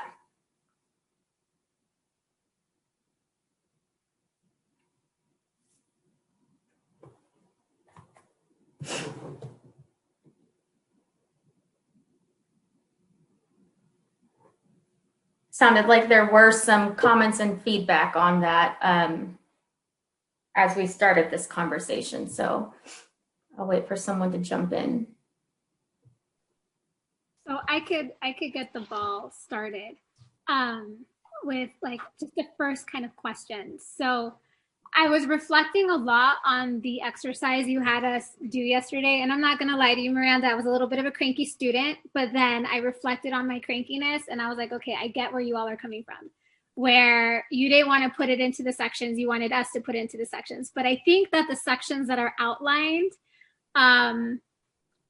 is missing something. I know that when we did the exercise of if there were be TPEs, what would they be? And I noticed, and then we did that exercise where we looked at even social work and we looked at nursing and the extensiveness of their TPEs.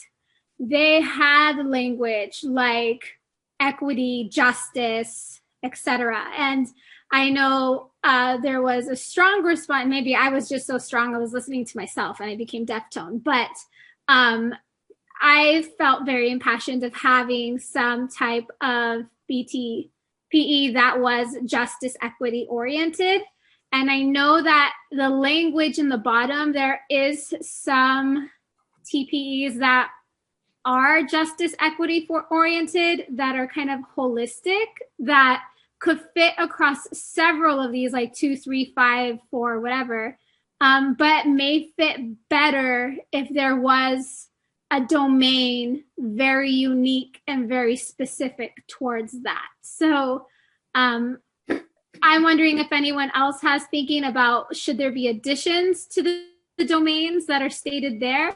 I think one addition should be something along those lines of that justice equity oriented piece, not necessarily a culture of emphasis, but that's kind of where I'm going to start.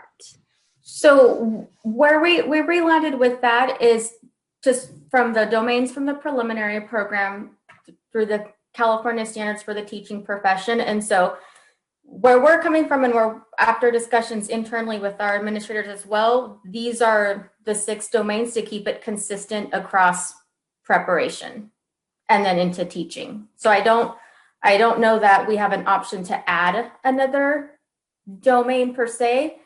Certainly you can work with the language within the performance expectations.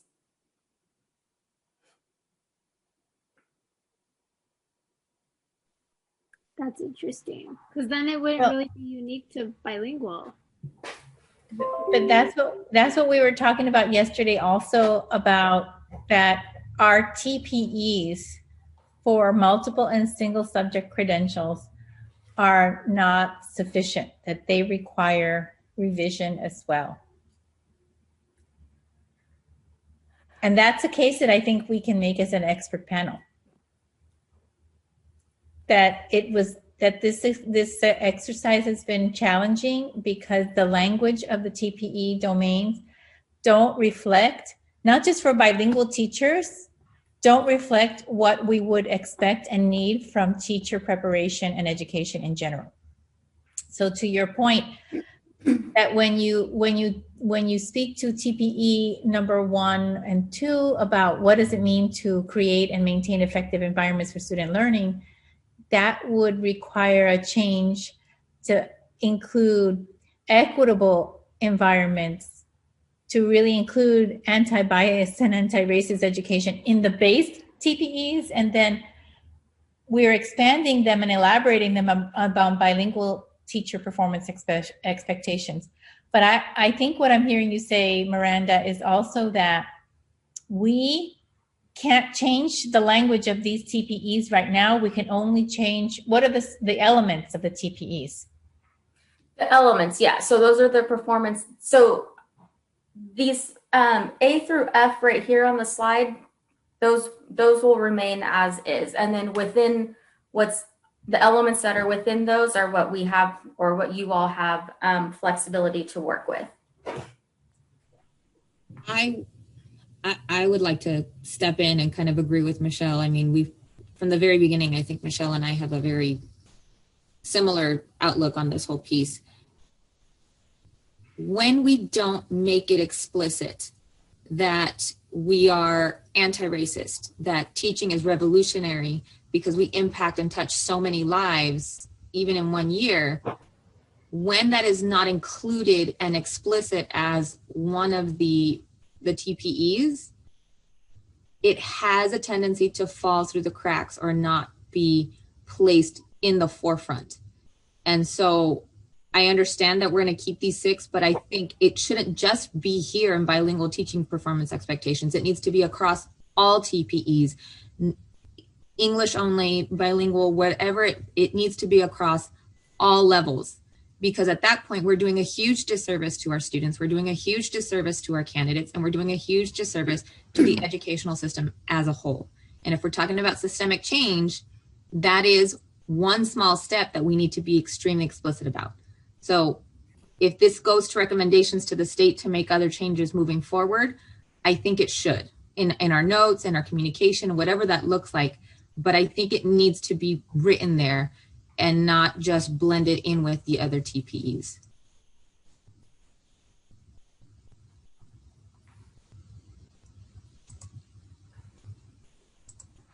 Okay. Yeah, and Magali commented that the expert panel can make the recommendation to the commission on that. And you know, over the last 3 or 4 meetings, I've heard you all talk about how, you know, it's not just specific to bilingual education, but it's broader and it extends beyond the other programs. And you know, I think some of our administrators heard that as well when we were during previous meetings. And so I'm wondering if we can get to a place where we're specific about what's in these standards for bilingual preparation and continue to have that conversation about what's in those drafted performance expectations. I'm in for that, Miranda. Just a clarifying question, just so I have a clear understanding of process. So hypothetically, if the expert panel recommends to the CTC that we need additional domains for the TPEs, then that's when they can possibly make a working group to see how to add those TPEs. I guess I just want to know, is it right now? I understand it's a shut door conversation, but is it a forever shut door conversation, or what processes need to be put in place for it to become an open door conversation? Yeah, honestly, Michelle, I'm not sure, because those standards were last updated in, I think, 2015, but they've been making changes or additions or edits, like they just adopted the literacy TPEs, but I don't know what the plan is to go back to revisit those and revise those standards again. I don't know if that completely answers your question, but I mean, we're always open to the feedback as well too. So one thing I would like to say is that we are revising the authorization standards that were from 2009, so it's 10 years, 11 years. But the TPEs were approved in June 2016, and the previous edition is from 2013. So the 2013 edition closely resembles the first edition, which is from 2001. And the main reason to make the change between the 13 and the 2016 was to align with the CSTP. So in a way, it's not like we have to wait for 10 years for that to happen. It was a 3-year process until that decision happened. So, I mean, while we don't want to create the impression that our policy documents are shifting with the wind every 3 years, which seems like a short-lived span for a policy of that implication. But point being, we don't have to wait for 10 years for that to be changed, because we had the precedent. Yeah, and also, you know, I put in the chat that we are here, and sorry, there's a lot of gardening noise back there, that that we represent many organizations. That's how we got selected here. Very many powerful organizations. So that this is part of a movement to also, you know, we're saying it here, but also we can share this conversation with the organizations that we're part of to support the issue. Certainly, yeah.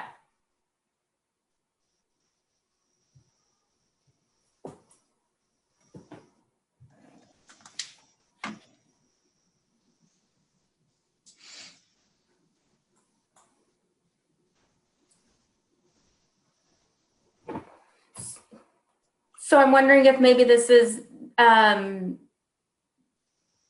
we not going to discuss these what's in the drafted language from the methodology culture standards that have been revised? I'm just kind of wondering if there's any input on that, or if we're kind of stalled on these domain issues. I personally had my questions answered. So I think that it would be important. I think what's written, at least in the text, before we get to the culture of emphasis, is actually pretty cool, really rich. I like it. There could be some like modifications. but we can talk about that. Haven't had.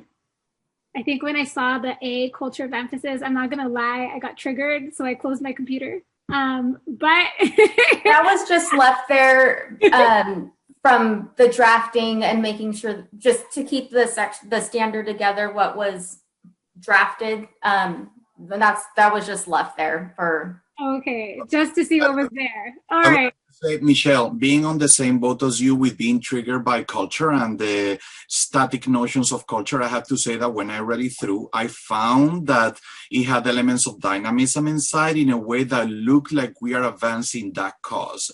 And it was more congruent with culturally sustaining pedagogies. So echoing what you're saying, I think that this is a good, I mean, you can polish the edges of the paragraphs, the transitions to make it flow better.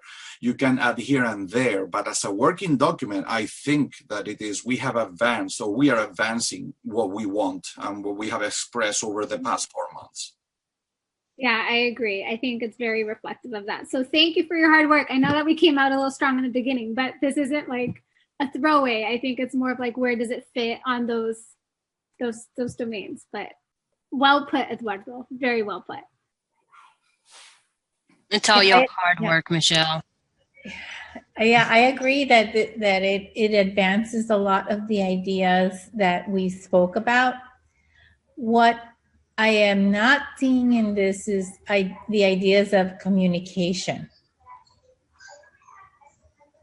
One thing that was, I think that's interesting that you say that when we were doing the CSTP document, remember that a lot of comments came with communicating with parents and engaging parents. That we said, well, perhaps that was overplayed for our recommendation that we're going to do to the CSTPs, but that we want to make sure that communication with the community is also a highlighted component in this one.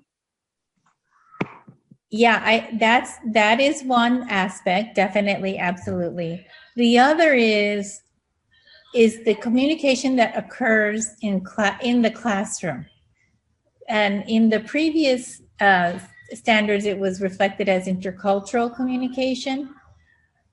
But this is not just communicating with the community, which is really important, and it's also in the previous sections, in the previous TPEs, but also how when you're enacting culture, it's not about knowledge and experiences, but it's also on history and systems as are reflected here, but it's also in the classroom community. And I'm wondering how that can be strengthened here. Because you create a classroom culture. Teachers create classroom cultures.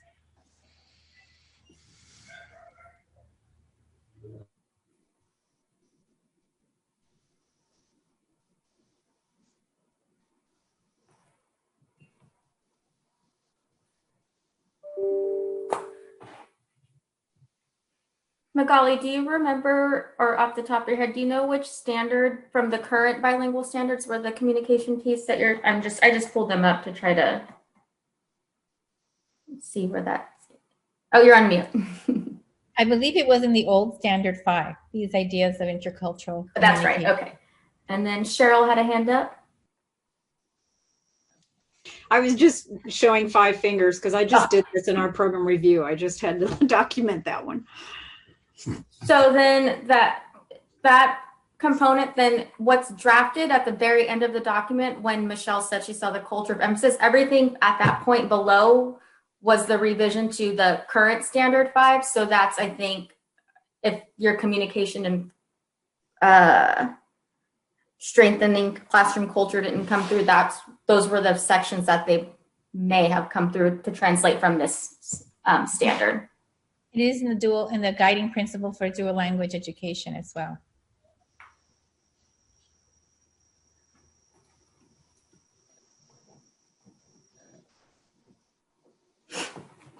Just random question for that A, culture of emphasis. Can we find a way to revise that, or the culture of that's just that title? That shouldn't even be there. That was just left over from the draft standards. Oh, okay. Just for structural purposes. Okay.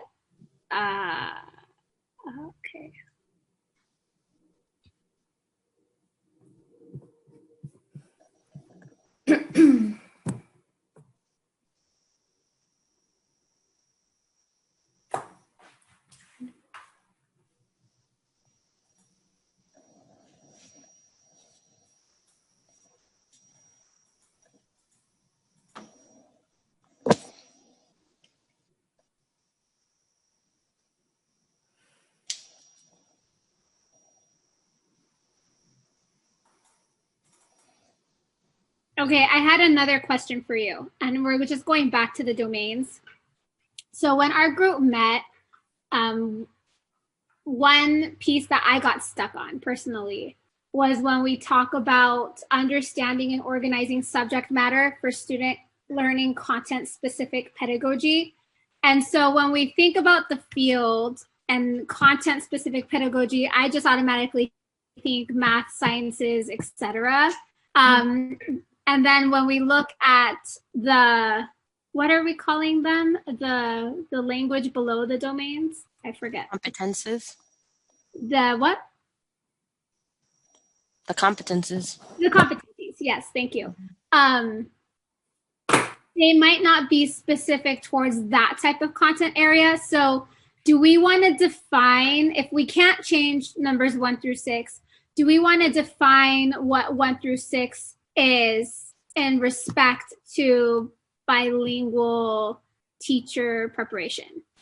So if we say subject matter, would that be the methodology, the theory, the practicum of the subject matter of bilingual education, or would that be of the specifics of math, science, history, literacy? Does that make sense? Does my question make sense? Yeah, I definitely think so. And I get what you're saying. Because then if we define that, I think it would be easier, because eventually what we want to do is not leave it as a running list of different competencies, right? We want to match the competencies under each domain. So that was the activity that we did yesterday. Yeah, that's why we had you guys label them where you thought they were appropriate under the heading. Yeah. I super struggled yesterday, but I think it's because of how I interpret the titles. And it's hard for me to see the alignment, right, based off of what is written below. But are we able to create our own description as it relates to bilingual ed? So in other words, the 1 through 6 might be the same for other programs, but as we describe or define the 1 through 6, that can change. Or does the definition or description of that 1 through 6 also have to be consistent with the other programs? Yeah, sorry, I'm looking, I was listening, but I was trying to pull up the current TPEs for the preliminary programs to see how they are structured. And for the preliminary TPEs, it looks like there's a page of introduction. I don't have the full details on that, so we can certainly look at that and see how we can apply something like this to the bilingual performance expectations. Great, yeah, because I think that might make it easier for then folks interpreting the document to understand how we're defining it and then see the connection with the competencies that we've drafted. Yeah, so I just put in the link to the performance expectations for the preliminary programs, and it's just the TPE, so it's not combined with the program standards, if you wanted to take a look at it. Thank you, Miranda. I just wanted to say that we also struggled in our group, oftentimes not knowing, finding one of the statements that kind of fell under both. Maybe 1 or 2, 3 and 4 were ones that we kept going back and forth on, I think. But we also had, at one point, Margarita, actually from the beginning, Margarita started to read this document so that she was reading all of the specific points under each of the TPEs so that we could then decide. And so that helped us. And so thank you. I think that will be helpful moving forward. I did find intercultural communication. I might have missed it earlier. It's there. Okay. And then Michelle, just for the record, so after yesterday's meeting, Miranda and I consolidated the BTPEs along with their responses, and overall there was common responses throughout each one of them from each group. So just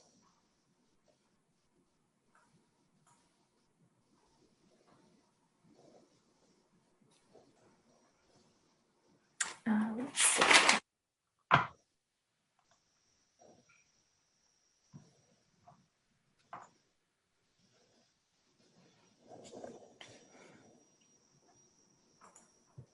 Any other comments or thoughts on that right now?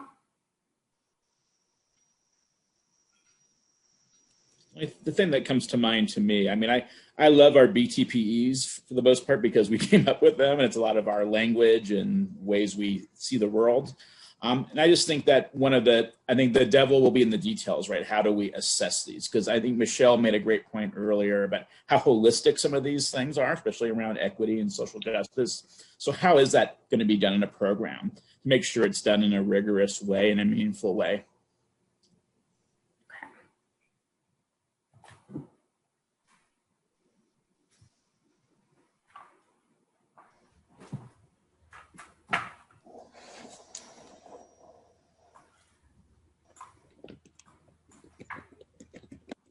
Okay, it's getting a little quiet. Did anyone have any other comments on the assessment standard or the support monitoring and supporting? I know there are still some terms in there that probably relate to a preliminary credential, and so that will certainly be teased out to apply to the bilingual authorization. But were there any strong thoughts or anything that might need to be considered there? Nilsa. I finally figured out the button. Well, I just wanted to share that it was very interesting in hindsight, when I was reflecting how in reality words and labels are so powerful in language.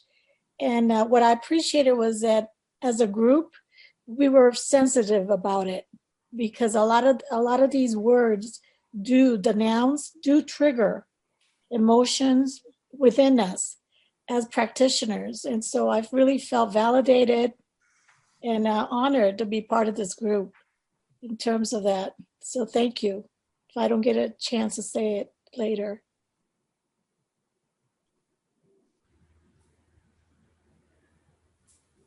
Okay, so sounds like not too much left to comments or feedback on this. And so I think, as we mentioned at the beginning of this meeting today, that clearly we need more time to talk this through and iron out details as we prepare these to take to the commission. And so it looks like we should be able to do that in February. So we can definitely meet again, discuss this more, and really get it ironed out. I think our next steps are to think about timeline for meeting. We'll probably submit a doodle poll, but just trying to get a sense from some of you would be a good time or a bad time to meet. Ideally, I think we'd want to meet this in December or before the end of the year so that we can work on our agenda item, and because we have to share these draft standards like a month in advance before we can put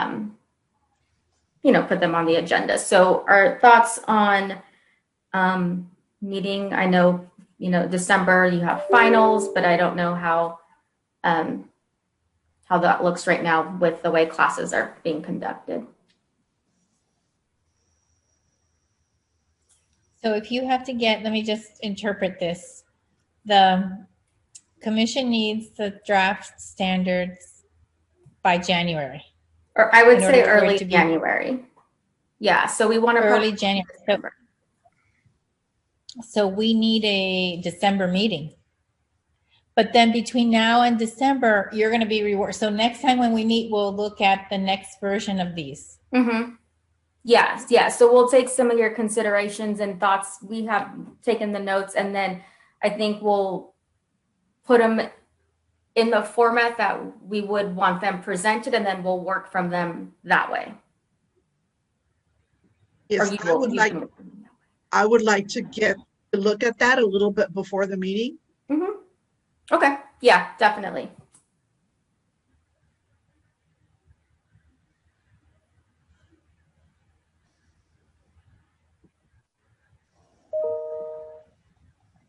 So early December, mid-December, I don't want to jump into people's finals weeks and grading and that sort of thing. So I want to get some input here. Mid-December? Mid-December is a little bit better for me too. It looks like a lot of people are saying the second week of December is good for them in the chat. The week of the 9th? I don't have the chat pulled up. Let me see here. The week Sorry. of the 7th is second week. Oh, I'm in November. To the 11th. I could do the second or third week of December, I think. The third week of December is better for me. That'll work for me too. Like what is it, the 17th and 18th?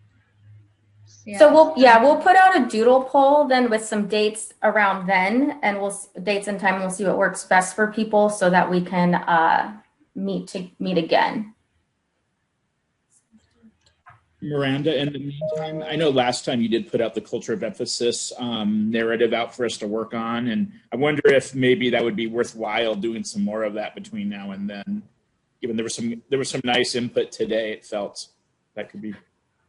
Yeah, so we can open that up again, and I'm going to leave that heading on the document so that you all can find where it is, but just keep in mind that we're not going to be calling, or you all don't want to call it that way in the new standard. So it's only there as a placeholder, so you can find your spot of where to make edits.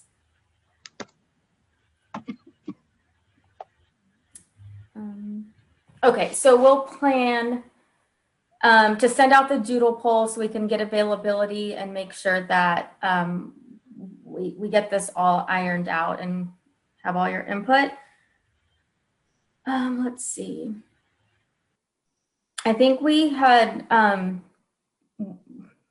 initially when we planned this meeting, we had thought this would be our last meeting. And so we realized not everyone might be able to make it on this next meeting we have. And so we kind of just wanted to give everyone a chance to say goodbye in case, we're not all together at the next meeting. And so let me pull up my slide here.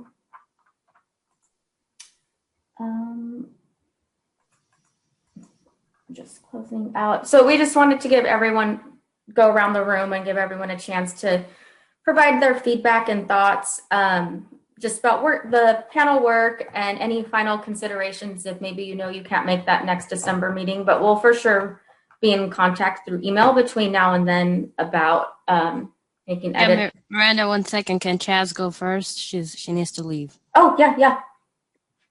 Thanks. Sorry.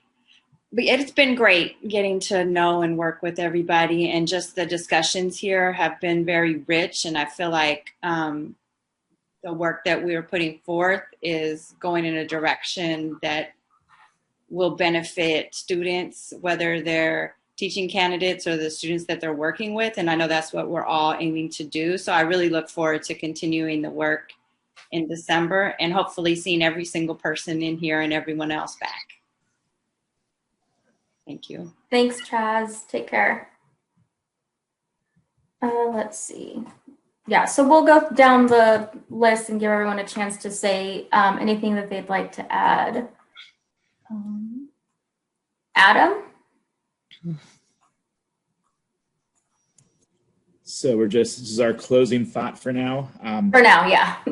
So I just want to say this was for now until December we can really dig more. But so yeah, just like Michelle, I think Michelle was mentioning that being a new program coordinator, and also this is my first. I'm a novato when it comes to program coordination and also writing standards, and it has been just so meaningful to be some of you who have done all of this before, like Magali and Cheryl, who have been really have so much experience with this. I've learned so much from that. And really just the critical stance, even these tough conversations. This last hour was kind of tough because we were digging very critically into things and making things messy and sticky, but those were so important, those conversations. And there was definitely questions brought up I hadn't thought of, and I really appreciate being pushed in those ways. And Miranda and Iori, you two have been wonderful. You've worked so hard, and you've really facilitated a fun process where I think we've gotten a chance to develop some real sense of esprit de corps. So I appreciate that, that climate you've created for us. So I look forward to more of this. Por delante, yeah. Great, thanks. Augustine? Hello, hello. It's been a real pleasure to work with everyone, and just like Adam was saying, really learning from people like Cheryl and Magali and all of you. Your leadership has been great as well to be able to make it, like you said, Adam, very fun and interactive.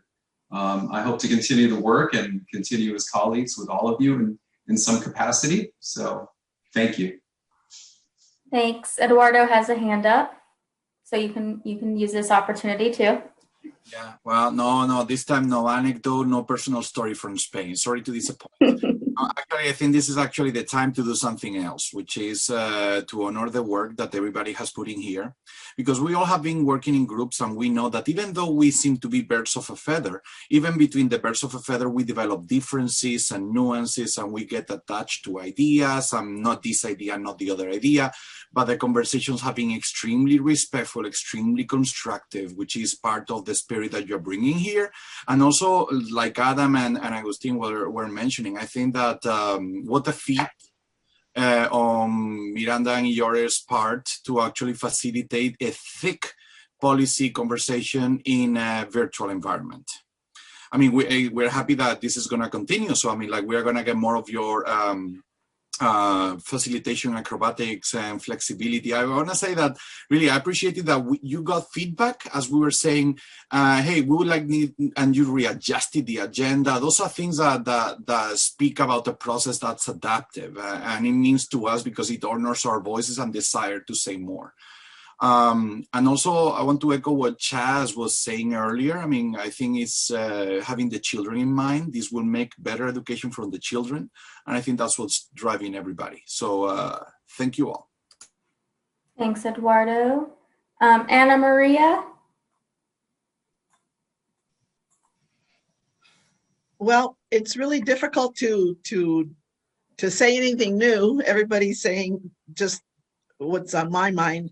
But I think one thing is that I am honored to work with all of you, because I am not in a university position as many of you are, and to know that my voice matters because I represent students that I work with on a daily basis, even though I've been retired for a while. I really felt, the respect and the togetherness, and that we all count. Thanks, Anna Maria. Carolina?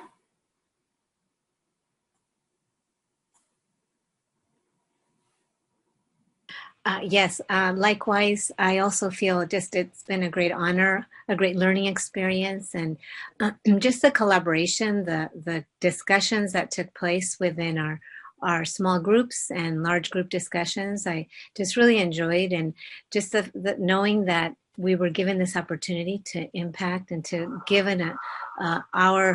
put in our 2 cents of what we believe will improve the preparation of bilingual teachers has been very rewarding. And Ior and Miranda, thank you so much for just all of the organization, the time that went in for you to communicate with us, keeping us posted. And also, Miranda, I just really appreciate how both of you have just been very receptive to all the questions, all the concerns. So I'm just excited for what the final product, what the final document will look like. So thank you again, and felicidades a todos esta temporada. I think it's also, I just want to say, when COVID started and then we had our meeting scheduled and it had to be postponed, I in some ways I was just so overwhelmed, and I thought, I hope they cancel it for another year. And then I saw that you didn't, we just kept going. And actually that's been this has been somewhat of a support group without us even addressing the stress, at least for me. Just seeing everybody every few months has been just a really supportive experience. So thank you. Thanks. Cheryl. Wow, like Ana Maria said, I feel like what can I possibly add? But I appreciate every one of you so much, and it's great to see people I've known from the past. I won't say old friends, but sometimes it's one of the things that I so appreciate about this group is the passion, the heart, the experiences that everybody brings. I wondered when we had like you talked about, Carolina, when we were going to convene the group. I've always enjoyed these panels so much, and I thought, well, this just can't be the same. But you know what? In some ways, I almost feel like it's helped me to feel closer to folks in a quicker way. In some ways, although it still can't replace going out to lunch or out for a drink or something like that. But the other part of this group that I appreciate so much is the TK-12 aspect, along with IHEs.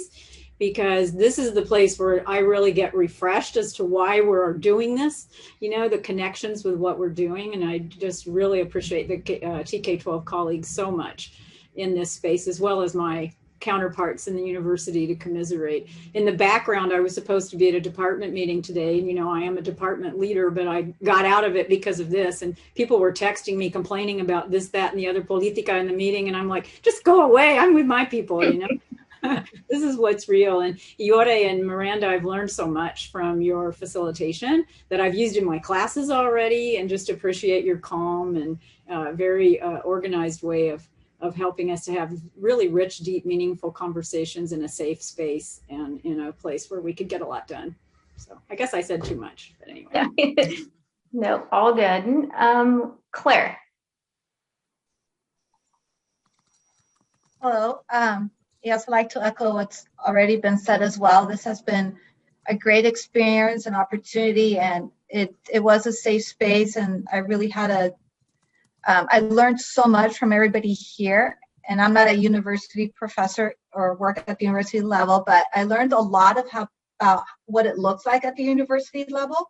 And I always think of my students and other colleagues I've worked with when I was going through this process.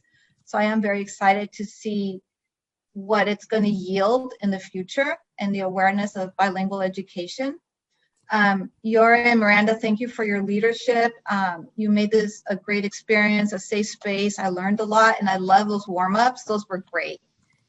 So yeah, we had a great group, and we interacted well, and this is my happy place. I had a meeting today, and same with Cheryl. I didn't want to do that. This was my happy place.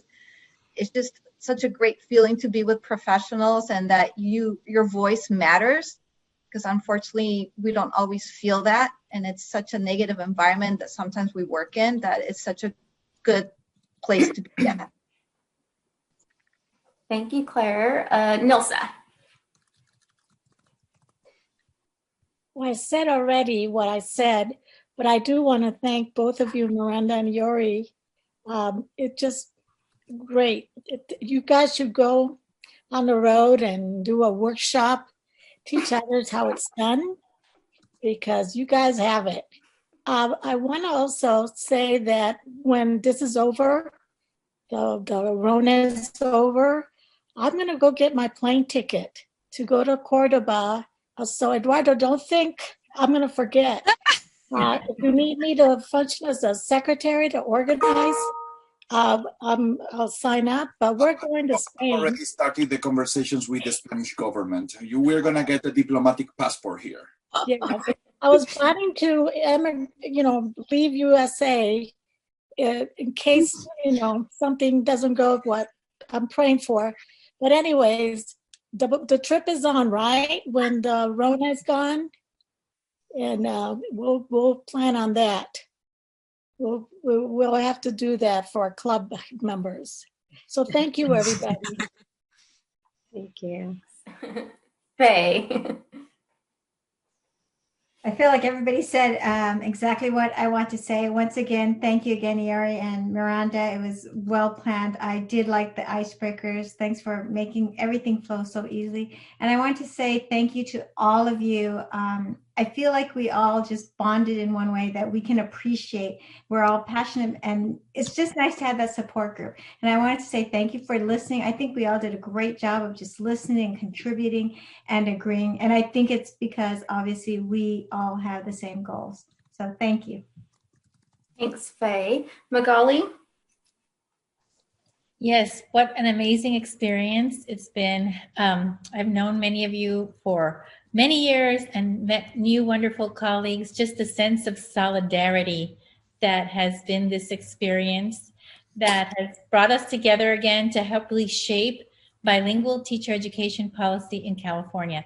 That's a huge responsibility, and I think we've been up to the challenge thus far. We represent so many different groups, but most of all, we represent the children that we hope have the best possible education, the best possible teachers in their classrooms.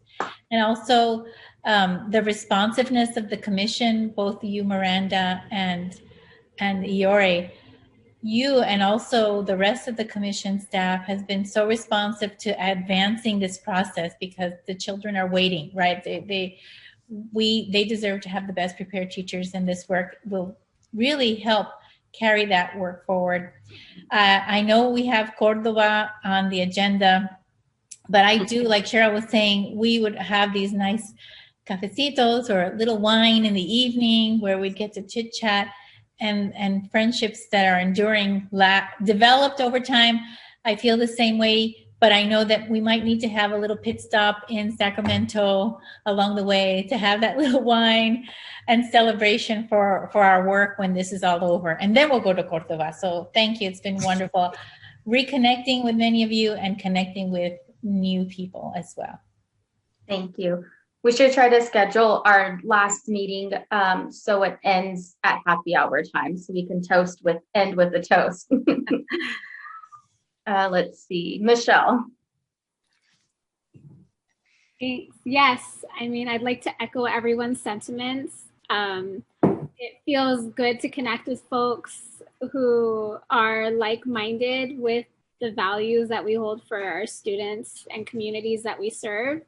And I also kind of want to comment on the camaraderies that were built. I feel that even though it was virtual, I felt that I left with friendships. I mean, I'm talking about my kid in every focus group, right? Like, and he's popping in. And so I just felt, and listening to stories of people building relationships, their families, the connections on a personal level, I really honor and value that, and appreciate all of you for being so authentic in that space where we're not just here as a professional setting, but really our families and our histories and our communities is what we bring to the table, and we make space for that. So I appreciate you all for making that space. Thanks, Michelle. Sue.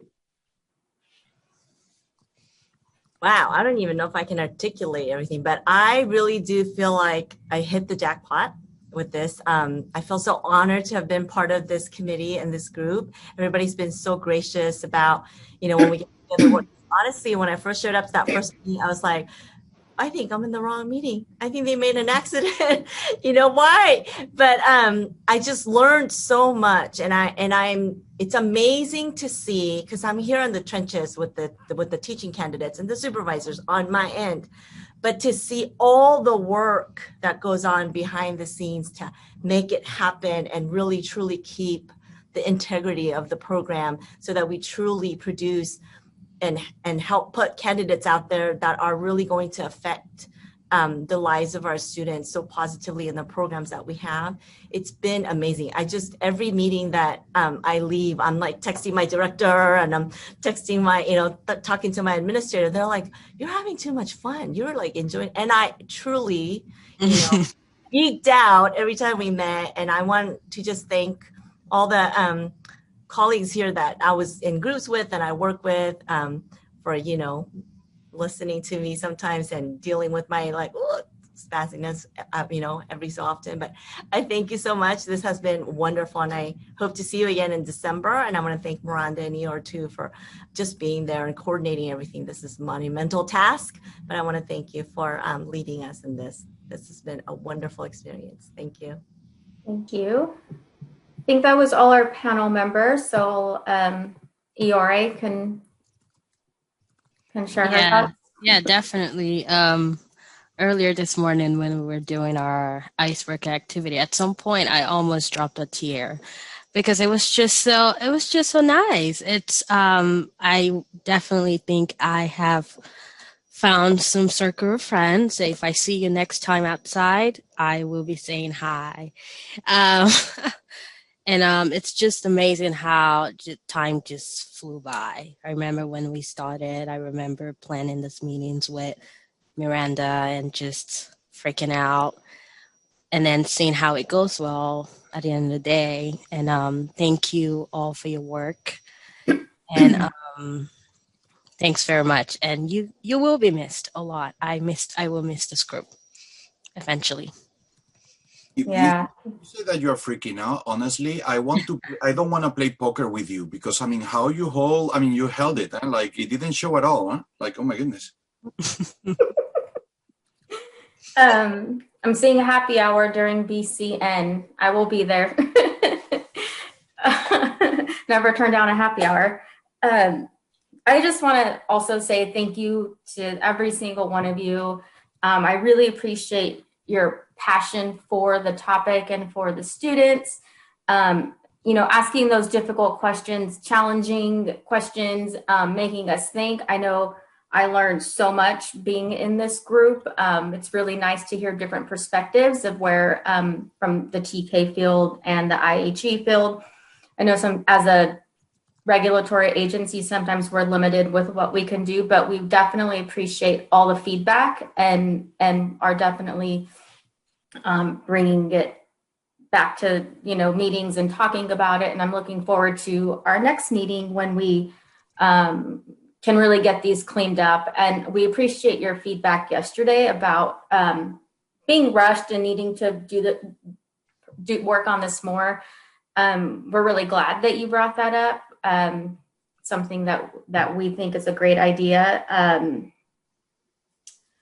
lost my train of thought, but we want to make sure that you're putting forward a product that that you didn't feel rushed on, that you're proud of, and that you had ample input. And like I said, I think our first few meetings, we were so focused on getting things done, and we had you in breakout groups a lot, which I think was great because, you made new friends and whatnot, but we didn't get to have those conversations as a group to see how everyone was feeling about things, even though you were able to add notes here and there. So really appreciate your honest feedback, asking those questions, challenging us, bringing issues to light and your passion for the work. So, and thank you to Iore for all her fun icebreakers. Really, I think that they really added a personal touch to the meetings, and I enjoyed, learning about each of you, each meeting through those icebreakers. But we will see you again in December. You're stuck with us for another meeting. We will get a doodle poll out, hopefully get it out early next week, and then ask for your availability within a week or so we can get something on the calendar.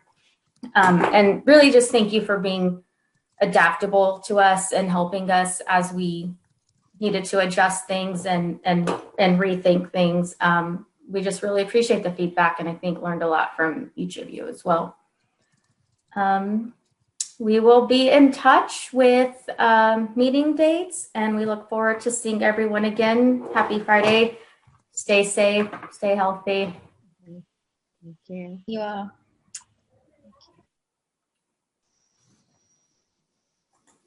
Have fun celebrations tonight. There might be something to celebrate. Here's hoping.